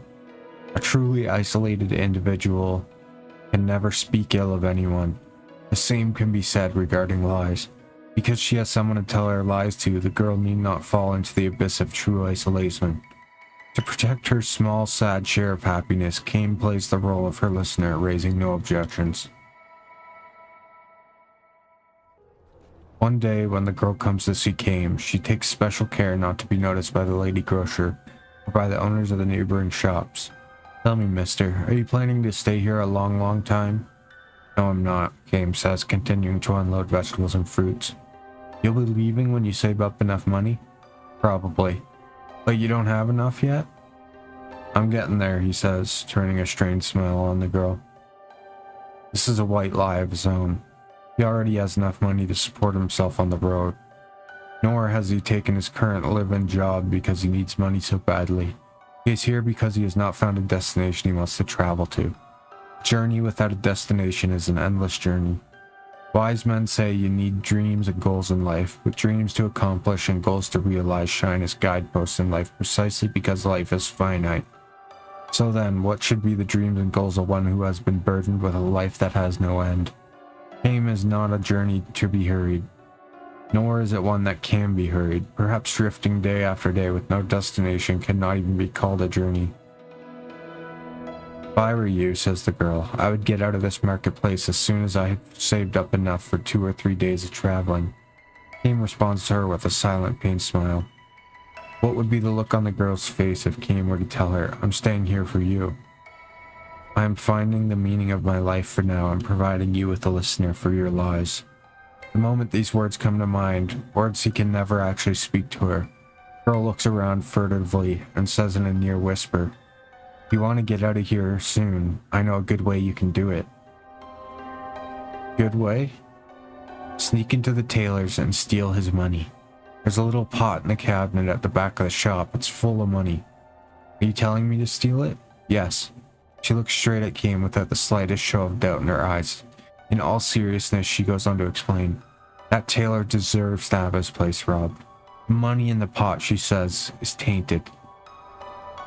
I know this girl's a good friend of mine, she says. It's so sad about her. Her mother died and her father went off to work in the capital and she's all alone. Her father was supposed to come and get her after 6 months, but she hasn't heard a thing from him. Yet another lie born of sorrow. Kame calmly asks, is there some connection between your friend and the tailor? Of course, she says, a close connection. What's really happening is the father was sending her money every month the way he was supposed to help make her life in town a little easier. And he kept writing to her. He wanted to tell her he found a good job in the city and she should come to live with him right away. He's too busy to come for her, but she should come to him. And he sent her money for the trip, but none of the letters or the money ever reached the girl. And why do you think that is? Before Kame can answer, the girl says, the mistake he made was to send the letters and money care of the tailor. He's been keeping all the money for himself. Kame looks away from the girl. In order to prop up one sad lie, the girl has piled on a still sadder one. A lie that can hurt another person. This is the saddest thing of all. The lock on the tailor's back door would be really easy to break, the girl adds, and she gallops away without waiting for Kame's reply. The girl comes running into the grocery store the next morning, shouting for the owner. She says directly to the woman, not to Kame. Burglars broke into the tailor's shop last night. She says she saw a number of burglars sneaking in late last night after the marketplace emptied out. My oh my, says the woman with a forced smile. That must have been just terrible. She's obviously not taking the girl seriously. But it's true though, I really saw them. Look, little girl, I've had just about all I can take from you. You're such a little liar. It scares me to death to think about you growing up to be a burglar or a con artist or something. I'm busy trying to open my shop now. Do you mind? Try it on somebody else. She's hardly through speaking when someone outside shouts, help, somebody come. The tailor is standing in the street looking horrified and screaming at the top of his lungs. But burglars, they took all my money. The little girl slips away as the tailor comes in. The marketplace is in an uproar. The girl was not lying. That much is certain. But all too accustomed to her lies, people now suggest the possibility of another kind of lie. Maybe she did it. What do you think? And so it begins. I think you may be right. Talk about play acting. I wouldn't put it past her. Let's go find her. We'll make her tell, even if we have to get a little rough with her. No one objects to the suggestion. Some run off to the storehouse. Others start searching the marketplace. Can't find her anywhere. The storehouse is empty. She ran away with the money. As the searchers return with their reports and speculation, Kame finally understands everything. After all her sad lies, the girl was left behind one final truth. She couldn't have gotten very far. Yeah, we can still catch her. The little thief, wait till I get my hands on her. The men rage and the woman fan the flames. Good, give her what she deserves. We were so nice to her, now look how she treats us. We can't let her start to run after her. A dozen men start to run after her, but Kame stands tall on the road, blocking their way. Hey, move it. The men are out for blood, but Kame knows if he felt like it, he could knock them all down and they wouldn't be able to lay a finger on him. Instead, he relaxes his powerful stance and throws a leather coin pouch on the ground in front of the men. Stolen money is in there, he says. What? Sorry, I stole it. Confused stir quickly turns into angry shouts. Kame raises his hand to show he will not resist. Do what you like to me. I'm ready. The lady grocer breaks through the wall of men shouting at him. How could you do this, Kame? I wanted the money, that's all. And you're not just saying that to protect the girl? Woman's intuition is too sharp. Forcing a smile, Kame turns to the tailor and says, "It was in the pot in the cabinet, right?" The man nods energetically. "It's true, he must have done it. I had the money in a pot. He's the thief." The money wasn't the only thing in the pot, though, was it? What are you saying? You had some letters in there, too. Letters from the girl's father. That's a lie, don't be crazy. It's true, though. No, there couldn't have been any letters. I threw them all. Taylor claps his hands over his mouth, but it's too late. The lady grocer glares at him. "What's this all about?" she demands. No, I mean, you'd better tell us everything." The people's angry glances turn from Kame to the tailor. Some days later, 2 letters arrive from the girl addressed to the lady at the grocery store and the nice man upstairs. Kame's letter says the girl managed to find her father in the capital. He has no way of knowing if this is true or not. It is hard to imagine a little girl finding her father in the big city so easily without knowing his address or workplace. Still, he decides to believe it. When the girl says, "I am happy now." Human beings are the only animals that lie. Lies to deceive people, lies to benefit oneself, and lies to protect one's own heart from a threat of crushing loneliness and sorrow. If there were no lies in this world, much strife and misunderstanding would surely disappear. On the other hand, perhaps it is because this world is a mixture of truth and lies that people have learned how to believe. When he is through reading this letter, Kame turns to the woman, concentrating on her own letter. She shyly raises her head when she senses Kame looking at her. "I give up," she declares. "Listen to this. I'm so grateful to you and the others in the marketplace for all you have done for me. I'll never forget you as long as I live." "The liar to the bitter end, that girl," she says, smiling through her tears.